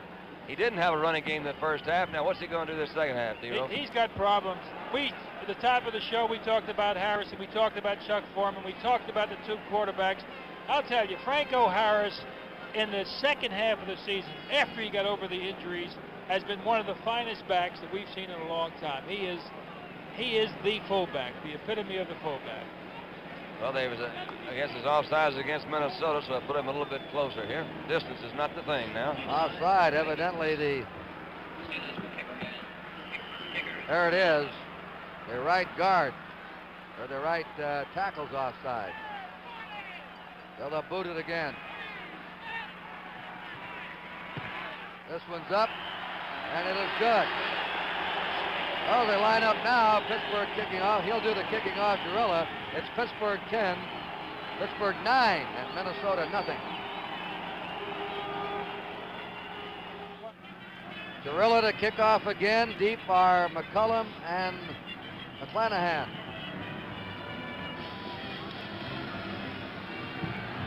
And here's the typical Gorilla kick. McCullum, the rookie, on the 1-yard line. To the 20, has a hold, and is suddenly tripped up there. And number 51, Lauren Taves, was the man that tripped him up. All-American rugby player at California. This is Sam McCullum of Montana State. Let's go down to Charlie Jones. This program note in 1975, NBC Sports will continue to bring the most live coverage of tennis telecast by a network. It starts on February the 23rd, WCT 75. Let's get back to the Super Bowl. First down, Vikings on their 28. Tarkington with a slot right formation. And Osborne. Oh. Man, they're just running into that steel wall. Every time they carry the ball, it was Ernie Holmes who burrowed underneath number 63. 2-yard gain, second down 8. Earlier we saw the Pittsburgh Steelers try to employ that end around, bringing Frank Lewis back. At some point, Fran is going to have to do something like that. The middle right now has just been devastating defensively against them. Second down 8. Vikings on their 30 have not been able to run the ball. They're trying to get something going. That's Chuck Foreman on a counter play. And he's to his 32-yard line where L.C. Greenwood and Joe Green take it. Now it's third down and 6. You might wonder why they kicked that extra point over. Encroachment had been called on the Vikings. They had charged and touched the Pittsburgh player. They blew the whistle dead, so they made him kick it over. 9-0. Steelers ahead. Lauren Taves is the 4th linebacker now. Ernie Holmes has left the field. Steelers are looking for the pass. Slot left again. Roll out left. Targeted. Flips it to Foreman. Foreman goes down, and he may be short of a first down. Andy Russell was there on top of him. That's about the 5th time I can think of that we've seen a player slip today. Not, again, to be redundant, but I guess it does have some effect on it. If a team relies on speed and quickness, maybe that would be a factor, but it appears that they're going to be short of their first down. And if the Vikings needed to establish some sort of drive, it appeared to me that it would be this time, because they're getting equipped physically right in that front line. It seems like the defensive line's charge is pushing the offensive line back about a half-yard, so they got to open it up a little bit. Now they bring the yardsticks out. They're going to go for it, it looks like. That tells you something, too. This is in the third quarter, folks. Ernie Holmes is back in. They're a foot short. And they have the ball on their 38-yard line. It does tell you something. This could be the big play of the game for the Vikings. I think more than that, Nero, it just tells you that the Vikings realize they've got to take all chances today. It's, you know, there's no tomorrow. Let's get this thing working. Look at that mass up front for the Steelers. There's nobody deep. Nobody's back. 11 men front almost. He was trying to pull him offside. There's no flag that I can see. There is no flag. You're right. But it did take an awful long time. Well, he'll probably punt it now, but that was the objective. Let's take another look at it. Boy, you can get awfully impatient. Everybody says, now, wait a minute. wait a minute here. That's Lambert that reached over with his hand. All right, you guys were in a meeting yesterday. What does all this mean? This all means that the Steelers may be penalized for encroachment. The old encroachment trick again. Maybe. Let's see. Dead ball right there. That was Morgan coming to the sideline now. He wants to talk to the official and to Bud Grant. They just announced Franco Harris scored 3 playoff touchdowns against Buffalo, 2 against Oakland, and 1 today. There it was, Kurt. That was the strategy. Try to pull him offside, and now they're going to punt the football. He almost did it. Well, why didn't something happen? I mean, how can you just say timeout and I'm going to send the punting team in? I shouldn't ask that question. They may have blew the whistle or called time. Seems like to me there'd be a penalty involved, but let's let Eyeshide kick it again. Mike Eyeshide kicking against the wind. Good kick. Swan takes it on his 20. Coming wide, 25. Ooh, he bulldog down there. No flags down on the play. Jeff Wright got down there to make a brilliant defensive play. And now as the Steelers take over, we'll take time to tell you it's Pittsburgh 9 and Minnesota nothing.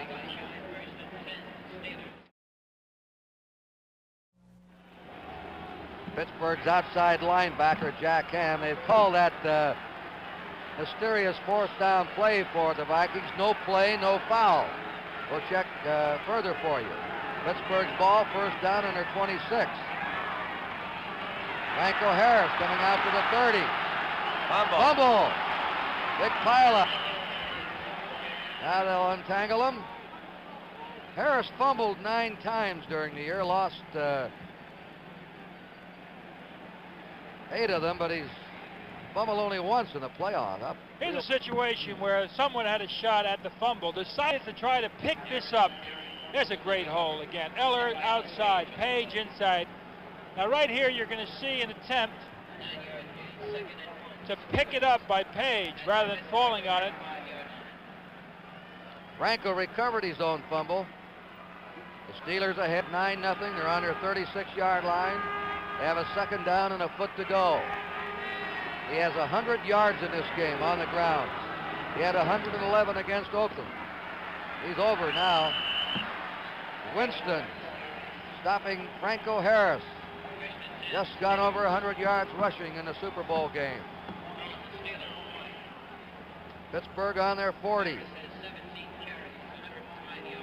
In the first half,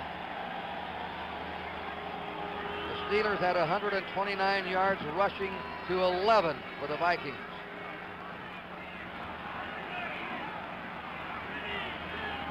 $9:50 to go in the third quarter. There's a quick out pass, and it's complete to the rookie Stallworth. Jackie Wallace playing him tight. Stallworth has just caught his 3rd pass. He's been the main receiver for Bradshaw today. Just as you never take a chance with Fran Tarkenton with John Gilliam, you never take that same chance when Lynn Swan is playing against you. Second, short yardage, the ideal position for the gambler. Second down. Long 2 to go. Steelers on their 47. They're ahead 9-0. Harris fights over the 50 and has a first down. The Minnesota 47 or 48 where Roy Winston brought him down. And Harris could be headed for a Super Bowl record of rushing. 145 yards by Larry Zonka, and Matt Snell, we remember when they won, the Jets had 121 yards. I'd forgotten that. Speaking of Zonka, Franco Harris has tied Larry Zonka's record of 6 touchdowns in postseason competition. Pittsburgh on the Vikings 48 with a first down. Playing ball control now. They're ahead 9-0. Play action pass, look out. Gets away. He'll run it. He's at the 50 and he sprints out of bounds into the Viking bench. Alan Page puts the rush on him. Carl Eller, a veteran of many years, a super football player, getting hit several times, first by Gordon Gravel. Another low chopping block by Mullins, I believe it is. Jerry Mullins. Here comes Another Gravel one. back. Watch Page as Page comes in on closing in. Well, we're not going to watch Page, but I'm going to tell you, Page took a shot at him right before he got back there. He picked up about 4 yards. Good job by Bradshaw in turning what could be a big loss into a little pickup there for him. He's had nearly a 10-yard average rushing the ball today. The third running back in the backfield. Second down 5. Bradshaw and the keeper. Page stops him there. You know, Kurt, on the far side, we've got one-on-one Jackie Wallace, who's done a fine job, but he's going against Stallworth. Now, Stallworth is big. He's on the Otis Taylor, Jerome Barkham type. Big and excellent hands. That will be interesting. They're going to their 6-man deep and their 5-man rush. 108 yards rushing for Franco Harris, 43 for Blyer, 28 for Bradshaw. Interesting, you know, Bud Grant isn't delaying as much as they have in the past. Third down and 5 for Pittsburgh on the Minnesota 43. Brown, Podol, Bertram are in now. On the defense for the Vikings. Whoa, they smell that one out. Carl Eller made quite a hit on Rocky Blyer. That's Eller's best play of the game. Beautiful. The thing about Eller, he does cover a lot of ground, and he has a tendency to close really quick. We talked about the tendency to try to go around him on the outside. Maybe we can see him in number 81. He's coming on the inside of the design defensive play, a loop sort of thing. No one could block him. He hit Blyer right off before he could get started. Put him in a 4th down situation. Jackie Wallace, Sam McCullum are back. On the far side is Nate Wright. 3 deep men now. They're covering both sidelines and the middle. Look at him covering those out-of-bound marks over there, too, Kurt. Look at And that. up it goes by Bobby Walden, trying to hang it up around the goal line. And it's skipped in for the touchback. Minnesota's ball, first down on the Viking 20. Coming up next, the post-game show. Super Bowl 9, a review. We'll be down to both locker rooms. We'll have the highlights of Super Bowl 9 right after the final gun sounds here in New Orleans. 9-0. Big Pittsburgh series. ahead. Big series, Kurt, for the Vikings. They've got to get some kind of field position, and the Steelers know it. Jim Blash and Gilliam are in a slot right as the outside receivers. Nowhere. Look at that. No way. That's a fumble. Said he was down. Chuck Foreman was really upended there. Andy Russell slashed in from the outside right. The thing that we're talking about, watch the penetration. Russell's coming in from his outside linebacker. They're keying real well behind the pulling guards. A leg whip in there, and Foreman never got to the line of scrimmage. The fumble was there. The referee called him down, so the ball was about a yard lost. Russell limping off, and Lorne Tays replaces him. The Steelers have had 2 incredible games back-to-back of stopping the ground game. Targeting. Oh, that's it. He caught his own pass. He can't throw it again. His own pass has reflection. Throws deep to Gilliam. No. He's got him. No. Gilliam. Doesn't Stopped work. at the 40. No. What a play that was. Does not Flag work. is down back at the 10-yard line. It was Flag is down. a fun play, but that will go down in the books as a completed pass from Tarkington to Tarkington. That's true. That happens. Targeting the compartment. How does a quarterback ever catch a pass? Well, that's the way you do it. You get them knocked back at you.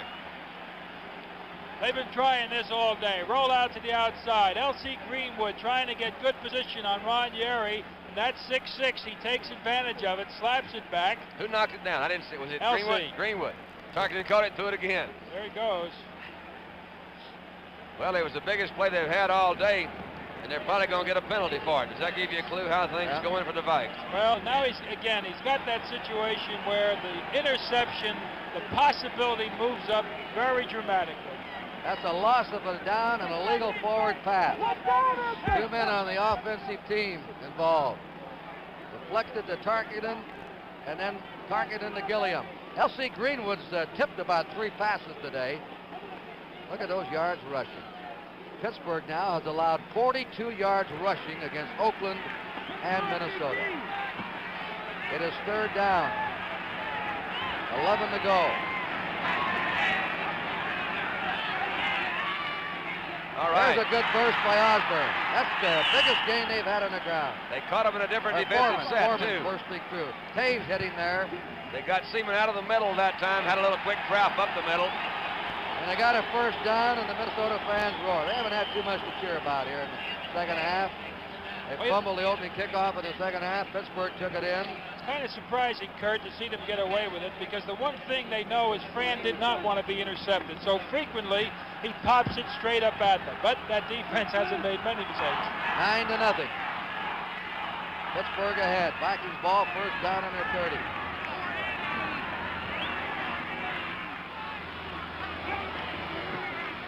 Osborne. At home, Ernie Holmes, he's been there. 63. Greenwood, Green, and White have the nicknames. Hollywood Bags is Greenwood, it's Mean Joe, and it's Mad Dog White. But Ernie Holmes is some player himself. Well, we'll have to figure out a name for him. You know, from a quarterback standpoint, when you play any defensive team, you usually can find somebody you can pick on. But when you look at that defensive front four of Pittsburgh, ain't nobody to pick on. 2nd down 8. Vikings on their 32. Foreman's out in motion. They're trying to spread him. Draw play to Osborne. And that is number 68, L.C. Greenwood. He's one of the fastest defensive ends of football. Very quick. Well, what can you say? This defense got them into the Super Bowl. And up to this point, this defense has gone a long way toward winning it. From the line of scrimmage, Green, L.C. Greenwood moving in beautifully. They're not getting a chance to start, are they? No, they've got the strength and the speed to go with it. It's a great combination. If our fickle friend Momentum has anywhere, he's right over there with the Steelers, and he's been there most of the day. The Vikings have had 10 third down situations, converted 4 of them. Right now they're in the 3rd and long. There's a pass out. It's complete to Boyd. The tight end Boyd has a 1st down. Tarkenton hit a big one to Stu Boyd. Glenn Edwards hauled him down from behind. Really a big one. It sure was. He had Stu Boyd man-to-man. They were doubling the outside guys from the end zone shot. You can see it. Slight slip by Green.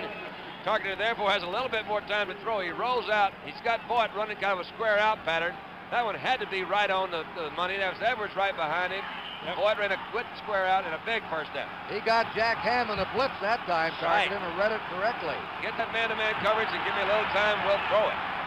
Vikings 1st down on the Pittsburgh 45. Pittsburgh ahead 9-0. Out of the eye. Oh, another great charge. Foreman hauled down behind the line of scrimmage. And now they have sent Ed Bradley in. The other thing that you've got to appreciate about a veteran football team is that they can stay close, despite the fact that they're not in it. If they had no time, lose their composure, get back, get close, they're still in this football game, and Fran can do it.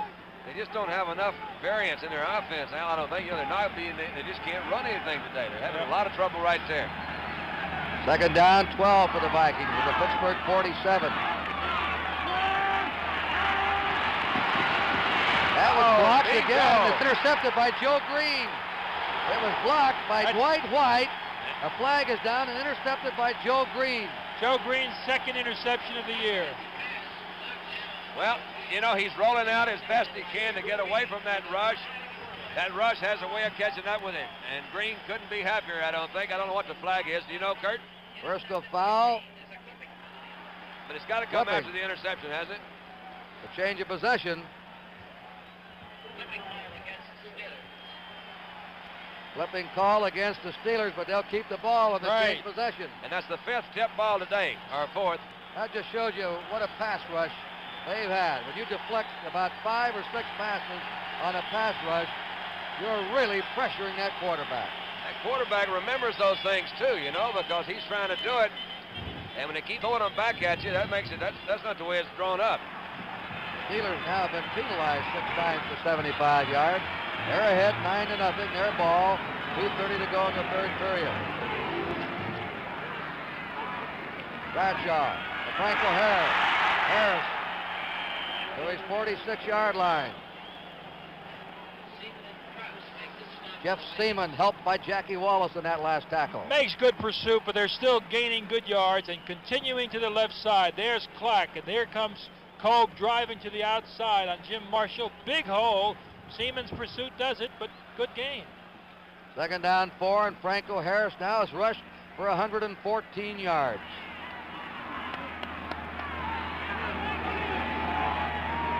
Bradshaw looks them over. Franco again. Not much that time. Roy Winston, after Alan Page got underneath the play. Page has been a standout. He and Seaman all afternoon. Well, in another less than a minute at this point, the Vikings will have played 11 quarters of Super Bowl football and would have scored 14 points. They have not scored. They only had 2 other times, 7 in each of those. 3rd down, 3 to go for Pittsburgh from their own 46.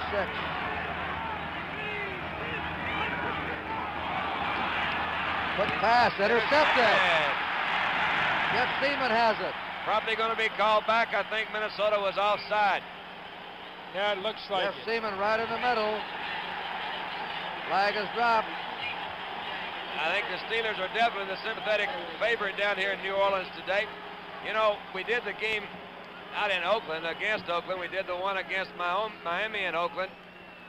To me, it was pretty evident that when Oakland played Miami, they were going to win it. We walked into the stadium the next week, and they were playing Pittsburgh, and there was not anywhere close to the same feeling. Franco Harris had a great game, as did Rocky Bleier.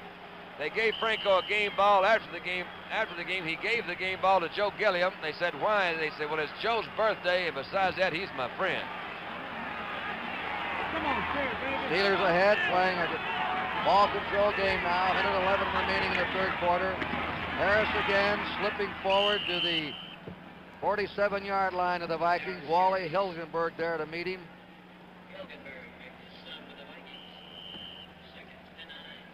Ray Mansfield's been around a long time, and oftentimes in an even man line, you got to make this block beautiful. You know, Franco went a little bit wide on that one. If he'd been able to cut back up a little bit quicker off of Mansfield's block, he could probably pick up a little bit more yardage. Miami used the pass sparingly to beat the Vikings last year. Bradshaw's thrown only 10 times today, completed 6. 2nd down 8. Franco Harris swinging out just short of the Viking 45-yard line. Jackie Wallace up from the right corner spot, and Jeff Seaman again. He's been on many tackles for the Vikings today. We've got Carl Eller now to this side of the field, although the hash marks have changed it. We're watching again a switch that will go to a 5-6 defensive back arrangement. The big thing here is, again, the ability of Bradshaw to run. Or hit that man-to-man, whoever they're covering man-to-man down there, Al, and that's one of the keys to it. And that's going to wind up the 3rd quarter. That's it, the end of the 3rd quarter of Super Bowl 9. Pittsburgh Steelers 9, Minnesota Vikings nothing.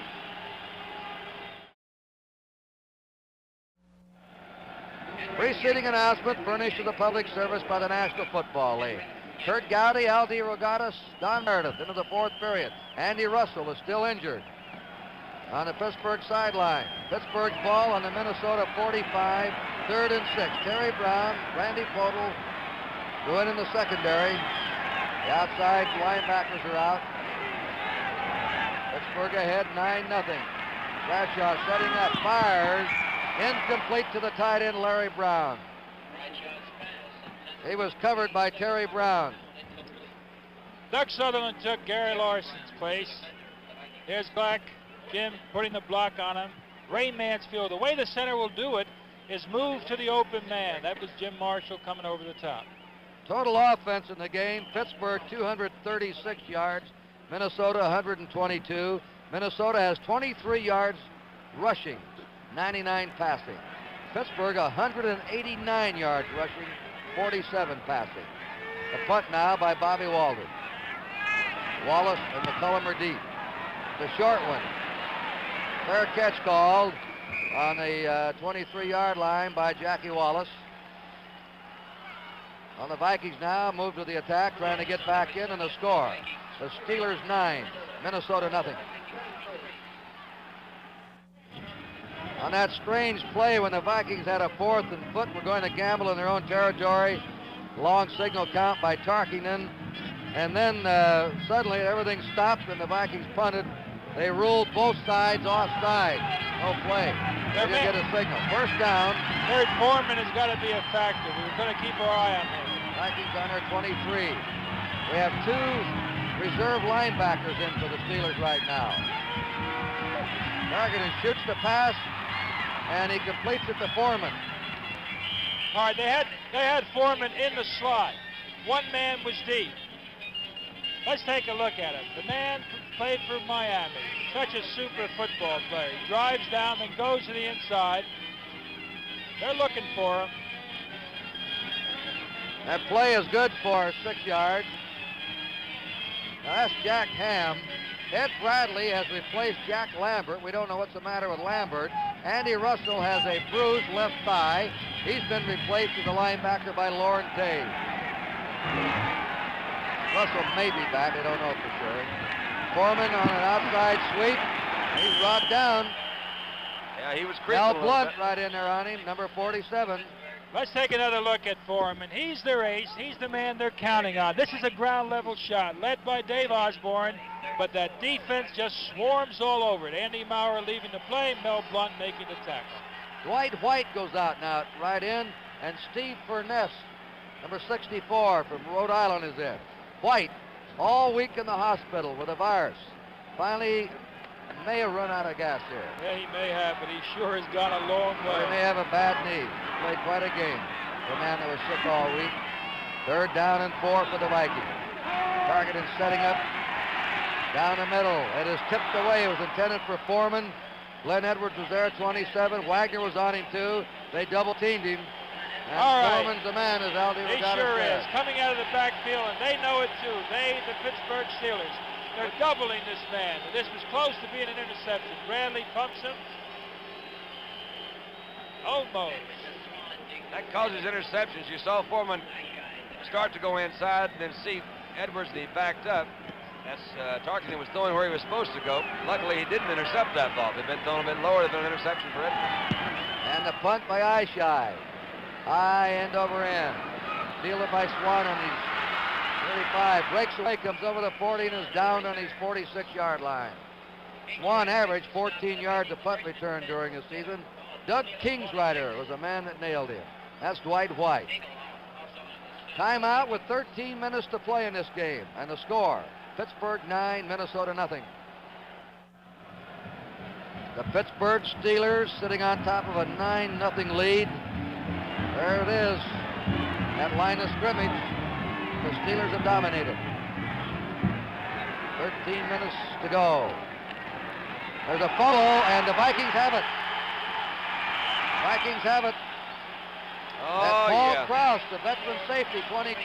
Big play. That's the second big fumble, and again, Kolb was closing to the inside. Field position. This football game is a long way from over. Well, it looks like it's not a good exchange to me, Dero. They just didn't get the handle on the ball. Krause has a way of coming up with things. I don't know how he does it. He just seems to be where he's supposed to be. That's a pretty good indication right there. He picks off a lot of passes and fumbles, too. Good shot for the Vikes. That's only the second fumble for Franco Harris in the playoffs. Now the Vikings have a big chance. Targeting.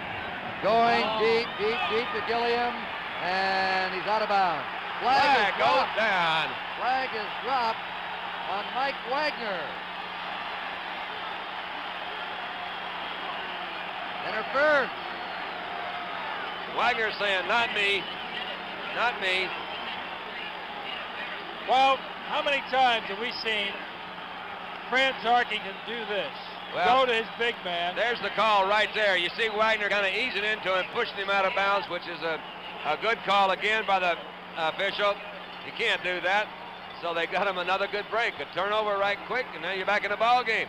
Almost face guarding, too. Yeah, this is the thing that Tarkington has done. They keep, fooling around, but he's been hitting this guy particularly all year long with big one. Oh, the Vikings now have their 2 tight ends in. They have a 1st and goal to go on the Pittsburgh 5 after the interference call. And there's a fumble and a pile up at the 5. Up with the ball is Joe Green. You think me and Joe's running that ball? And the Steelers have it. The Vikings blew another draft. Joe Green, who's intercepted a pass, comes up with a fumble at the 5-yard line. Joe's telling him about it. Lay it on him, Joe. Lay it on him, baby.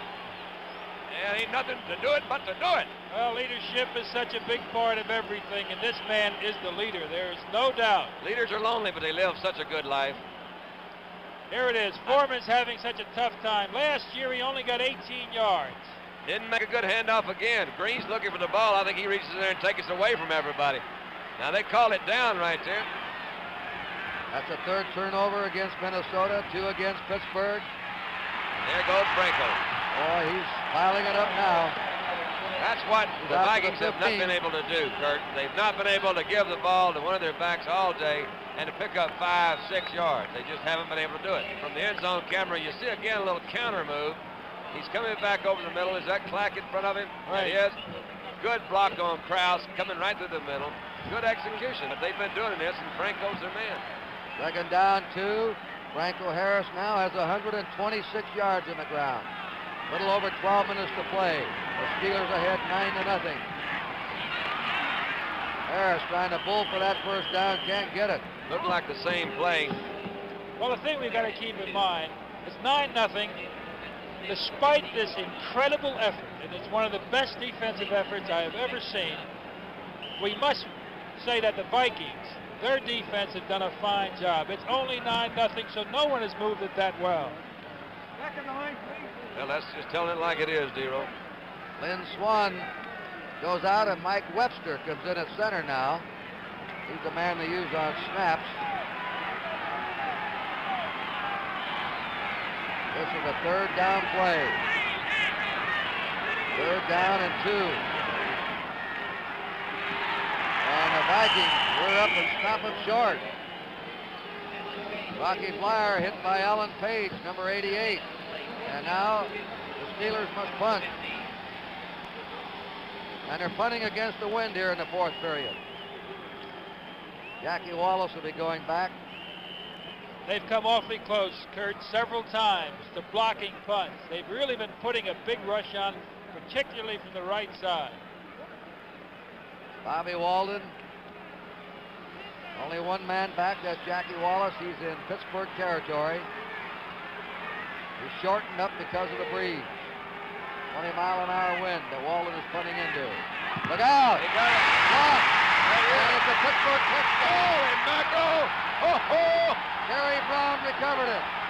Nice call, D-Roll. Well, you talk about effort, I'll tell you, you've got to give him such great credit.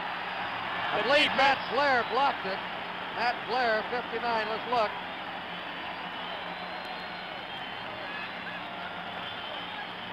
Matt Blair blocked the punt, and it's recovered in the end zone by Terry Brown. Blair was the same guy that made that good hit on the punt return a while ago. He comes in, number 59, really broke clean. There are 3 or 4 of them around there. That's what you call show business, folks. It's turned around a brand new ball game. All right, Krause will spot it. Krause will try and kick it. It's incredible. A team with about 30 yards rushing had a chance to win this game. Oh, good. He did. Hit the left upright. Hit the left upright. Son of a gun.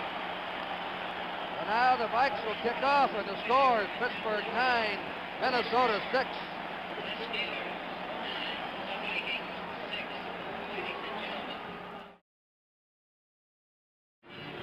Here's a block punt again. Matt Blair will be coming in from your left, 59. He gets up in the air and blocks it. bounds into the end zone, and Terry Brown of Oklahoma State alertly is up with it. The Steelers have had 21 yards net rushing and are very much in this game with 10:33 to go. That extra point could be important now. They need a field goal to tie. That's right. The thing about statistics, you need a long time to average them out. Anything happen in one day. Here's the squib check. Steelers were looking for it. Picked up by Steve Davis on the 20. He's up to the 30. And he stopped short of his 35-yard line. First down. Steelers ball. Steelers had a 9-0 lead, and now it's 9-6. And it's not as comfortable for Pittsburgh fans as it was 2 or 3 minutes ago. All right, but here's where that running attack of the Steelers can be so very important. Plenty of time go, of course, but a few first downs means good field position. This man loves to run. Bradshaw cuts him down.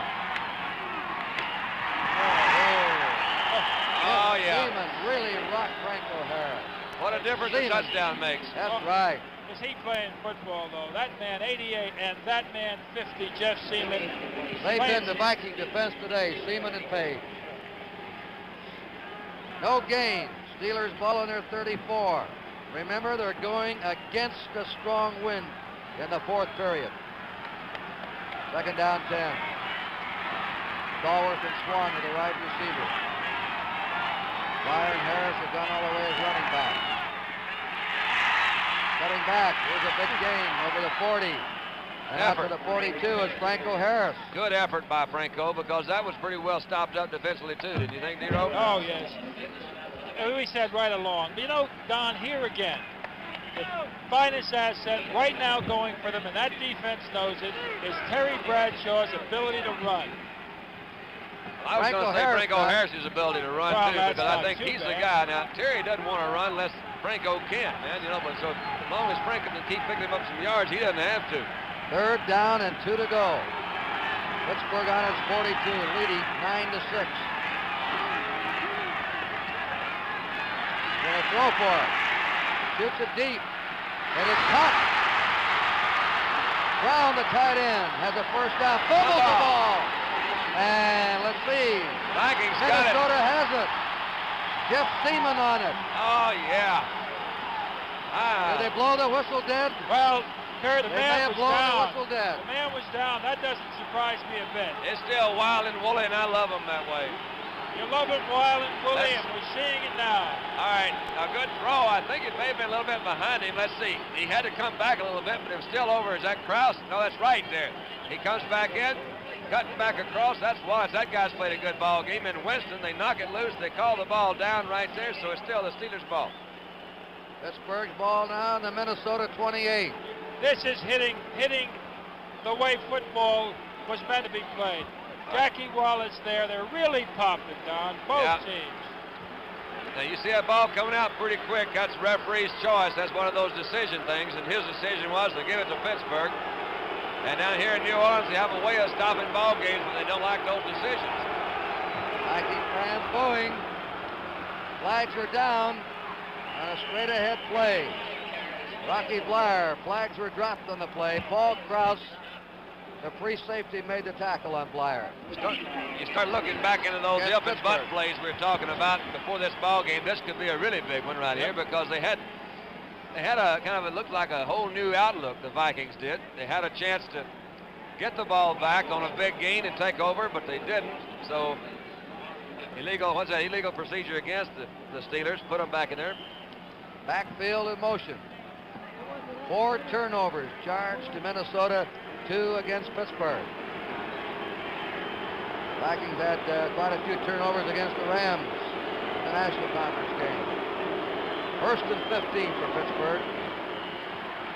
Nothing on that one. Rocky Blair trying to cut back, and he's hit cold by Alan Page again, number 88. A power tackle who had a son born to the Pages and on a critical list for 3 days, named Justin Mark. Nearly lost his baby boy, but he's all right now. Lynn Swan has been exciting all year. We haven't seen much of him. We may see something of him. He's number 88. He's at the top of your screen. A little over 8 minutes to play.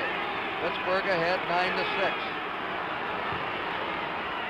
Flyer, big hole, running, loose for a first down. All right. Paul Krause had it dropping there. They ripped it open for him that time. All the way to the Steelers. 16. Whenever you think about... All right, here it is. Take it, Donald. Nero, it's just that you hit them where they ain't, and that's the thing they've been keying on is Harris all day, and Blyer had a good game against Oakland last week. Huge hole in there. Cobb's coming out in front of him. Krause, when you know the safety's making tackles, you know you had some trouble up front. Yes, you do.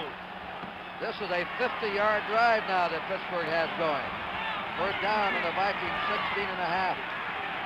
Time moving in favor of Pittsburgh. They're ahead 9-6. Cutback play. And Franco Harris, who is approaching Larry Sonka's all-time Super Bowl rushing record of 145 yards. Which I bet he's not thinking about. Let's see now. Franco has 138. 138. How many attempts do we have? I think Zonka did it in some 33 attempts, which was also 28 times. Okay. 28 carries for Franco. You've got both of them going. Under 7 minutes. They're on the 12-yard line of the Vikings. Second down, 6 to go. This drive started on the Pittsburgh 34. Brashaw's been a cool one today. That play is about a yard gain. Franco Harris again.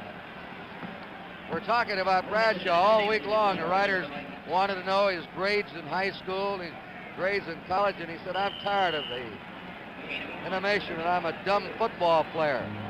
He said, I have good football instinct. I call half my plays at the line of scrimmage. And well, he was really ticked off about it. Don't blame him. Big series. The Vikings know they've got to stop it, and if they do, it could be very exciting. We're approaching 6 minutes remaining. 9-6, the Steelers ahead. They have a third down, 5. And a throw. He shoots it, he completes it. And he hits Rocky Flyer just short of the 5. Krause tackles him. First and goal to go for the Steelers. Well, I think he really looked over his defense real well. You see he's getting plenty of time to throw, and that really is the key. That's what Grant hasn't had. Flyer came out of the backfield. Krause was the first one to get him. Nobody was there, but he had time to look at him and time to throw. You know, Krause might be one of the leading tacklers today, too. Yeah, and it's not by his own design. Bradshaw is 8 out of 13. Super. He's come up with some big tosses. Most of the time he's relied on the powerful ground game the Steelers have had. Webster's in at center now. One is out. There's the ball, right through the middle. Straight ahead they go on a quick dive tackle play to Franco Harris, who's now trying to get his 7th touchdown in postseason competition. Winston and Seaman brought him down on the 3-yard line of the Vikings. Second down, 3 to go for a touchdown. 42 years of waiting, Kurt. Under 5 minutes. I know Art Rooney somewhere is chomping on that cigar and thinking what a long wait it's been. This touchdown could ice it. What a drive the Steelers have put on after they had a punt block. The Vikings got a touchdown. They come from their own 34 to the Viking 3. Flyer and Harris set behind Bradshaw. He checks everything. Gives the ball to Harris. Harris is stopped at the 4-yard line. That's Wallace. Jackie Wallace again, the right cornerback. He's coming up, Kurt. He's really done it well. You got Seaman coming from the inside. Wallace closing him out from the outside. They say you win it in the trenches. There's Marshall. Look at Marshall take it down Blyer. He made Cobb jump up. Good break that momentum, that the movement of it, the timing, and there's Seaman and Wallace and Page is coming in there. Good defensive move there. John Stallworth has replaced Lynn Swan as a wide receiver. Now it's 3rd and 4 for a Steeler touchdown. Field goal kicker Roy Drillett, number 10. 9-6, Steelers ahead. 3:40 to go. Let's see if they run or pass for it. This drive has used a lot of time. There's a rollout. Bradshaw fires. And a touchdown. Brown. Larry Brown, the tight end. Bradshaw to Brown. A 66-yard drive by the Steelers, who surged right back. From the ground level, you're going to see a great move, I think, by Bradshaw. He put the pressure on him on the outside, rolled out. Here he goes. He has the option of running and throwing. Cobb falls down, which could be a handicap to him. You'll see Seaman running over. Bradshaw stops and drills this thing right in the middle of Brown. He found his opening back in the middle. There's Krause. Is too late. Bradshaw's been booed for 5 years in Pittsburgh. He has come into his own the last month. 3:31 to go. He lost his job in preseason. He had a sore arm. The young Gillum, a brilliant passer, Joe Gillum. That was a good play, Kurt. That thing Really was. rolling out. There was an instant there where it looked like he should run. You never know until you're down there. He used, obviously, the right decision. He saw Brown break loose in the middle and hit him wide open. But that's a sign of poise. Now, in another day, he might have run, but he had that ability to look at that defense very calmly and picked out the man. You see Joe Green and Terry Bradshaw grass pans there.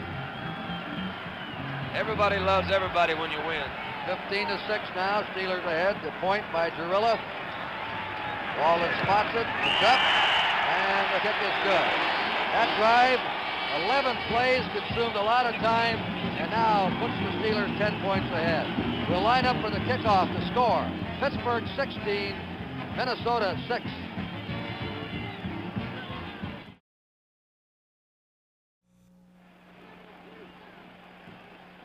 There's your time. Critical play here in the fourth quarter. Minnesota had a first down in the Pittsburgh 5 and fumbled the ball. Joe Green recovered. The kickoff. Bounding around. Grant McClanahan has it. Into the 30. And he stopped just short of his 40-yard line. Grant McClanahan hit by Jim Allen. Let's watch the touchdown again. Watch Bradshaw roll out on this one now. You have to respect his running ability, because he can take off and tear for that flag. Well, you got a good block on Winston on the outside. Right here's the point. He made Seaman come up, number 50. That's the guy he had to work off of. That gave him the lane right through to Brown. You're right, he really drilled it. Yep, he drilled it right in there. That was hard one to defense against. Vikings ball on their 39. Targeting, going deep to Gilliam. Intercepted by Mike Wagner. Wagner's at the 40. At the 50, still going. And is down on the Minnesota 41-yard line. Ron Yeri made the tackle. Well, Mike Wagner intercepted. There was no doubt, Kurt, he was going to go up in the air with it, and there was no doubt in my mind it was going to be intercepted. This is the spot when the Steeler defense gets you, they don't let you away. Mike Wagner does it. That secondary move so beautifully. Steelers led the National Football League in takeaways. When they've got the ball, they like to keep it. When they don't have the ball, they want to get it back from you. Let's take another look at it. He didn't have that much pressure, but he's throwing into a desperation situation, and that's when you get intercepted. All right, the Steelers first down now with just 3 minutes, 7 seconds to play, and they have a 10-point lead. Driving over the 40, Franco Harris had to knock one of his own men out of the way first. Jim Clack to reach the 38-yard line of the Vikings. Well, let's see, Kurt. He still has a chance for that rushing record, and with time running out, we're going to see him get the football a few more times. Minnesota scored on a block punt, missed the point. The Steelers came right back, going 66 yards, and kept the ball 7 minutes on that drive. A coach's dream of a classic drive. Second down. 7 to go. Franco Harris. They're trying to give Franco a shot at the record now. He had 142 yards before that carry. He picked up a yard on it. He's now 2 yards away from Sonka's record. We pause briefly for station identification. This is the NBC television network.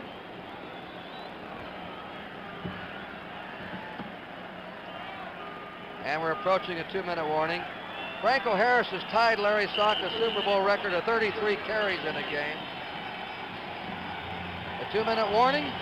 Bradshaw goes to the bench to score. Pittsburgh 16 and Minnesota 6. I think one of the incredible statistics of recent years in football, Pittsburgh's defense held Oakland to 29 yards rushing. They've held Minnesota to 21 yards rushing a day. yards in the last 2 games have been rushed against the Pittsburgh defense. Pittsburgh's had 229 yards rushing this game. Franco Harris, and he's broken Larry Sonka's Super Bowl record. A new Super Bowl rushing record for Franco Harris. Who's the most valuable player in the game? Is it Harris? Is it Joe Green? Is it Terry Bradshaw? They all are. Or L.C. Greenwood? You had 22 footballs. You'd have to give it to every one of them. Vikings have called timeout now with 1:40. There's a new record. Franco Harris has run for 159 yards, breaking Larry Sonka's record last year of 145. Here he is breaking it, making the good Franco Harris cut.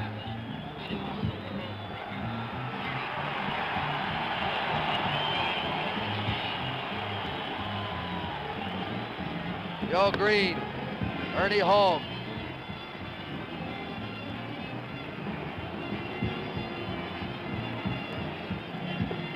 Green at the age of 28, that's still a young front four the Steelers have. The youngest is White. L.C. Greenwood has signed with the Birmingham Barons, the only man they'd lose if the World Football League stays in business. Franco Harris has been named the most valuable player in the Super Bowl game, as he's broken the 9-year Super Bowl record for rushing in a single game. And he broke it. Quite a man's record, Larry Sonka. Officially 158 yards. First down, the Steelers ahead, 16-6. Steeler fans counting it down. Rocky Bleier. Oh, he's been a plugger in the last few weeks for the Steelers. Wally Hilgenberg brought him down. The Vikings playing courageously, could not get a ground game going. They were stopped cold on the ground. Chuck Noll about to realize the greatest moment of his life, winning the Super Bowl. A buff on classical music, good wines. The clock is moving with 1:05 to go, and the Vikings will set a Super Bowl record, their 3rd loss in Super Bowl history. But they've been here 3 of the last 6 years. There it is to Lynn Swann. He's down by Carl Eller on a flanker reverse. Clock is moving. We want to thank Commissioner Pete Rozelle and his staff, Bob Cochran, the broadcast coordinator of the NFL, the staffs of the Steelers and the Vikings, the stadium manager of Tulane, Buddy DeMonsabert, Don Weiss, the NFL Public Relations Director, our production stage manager, Jim O'Gorman, our field coordinator, Huey McDermott, and of course, Joe Costanza, our official statistician for NBC. 51 seconds to go. The Vikings now are down to their last timeout. 42 years for the Steelers, Art Rooney, one of the most beloved men in sports. Terry Bradshaw has had his greatest 3 games in a row when he had to have him in the playoffs. Art Rooney has 34 grandchildren and thousands of friends and neighbors around America. He is 73 years old. He and his bride of 45 years, Kathleen, still live in the same 3-story Victorian house in the ward that they've occupied for 4 decades, not far from the spot where Art Rooney's father ran the Rooney Saloon in the old days. Always has that cigar jutting out of his jaw, and he's a soft touch. 51 seconds to go. His son, Dan Rooney, is the general manager. He walks to Riverfront Stadium. He's a great Pittsburgh Pirate baseball fan. Rocky Bleier carrying the ball.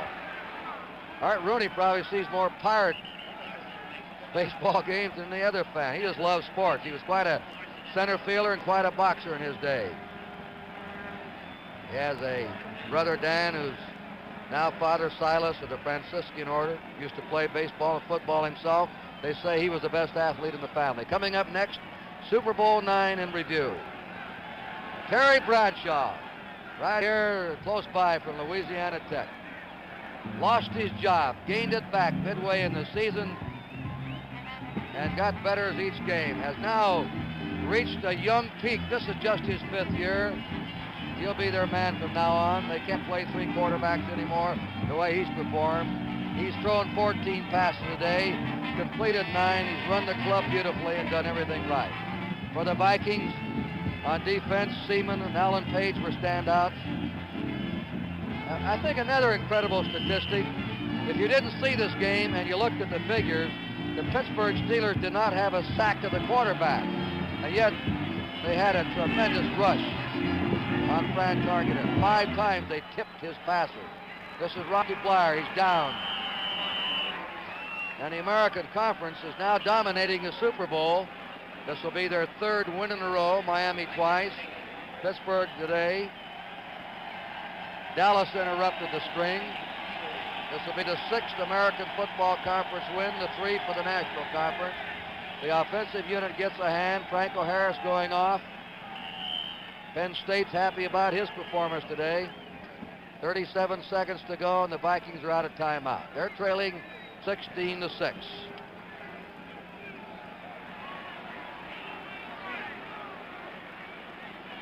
Imagine after the game, Fran Tarkenton might say it's as tough as pass rushes he ever faced, even though he wasn't sacked. He's trying to throw it to Dave Osborne. Tarkenton now has 10 out of 24.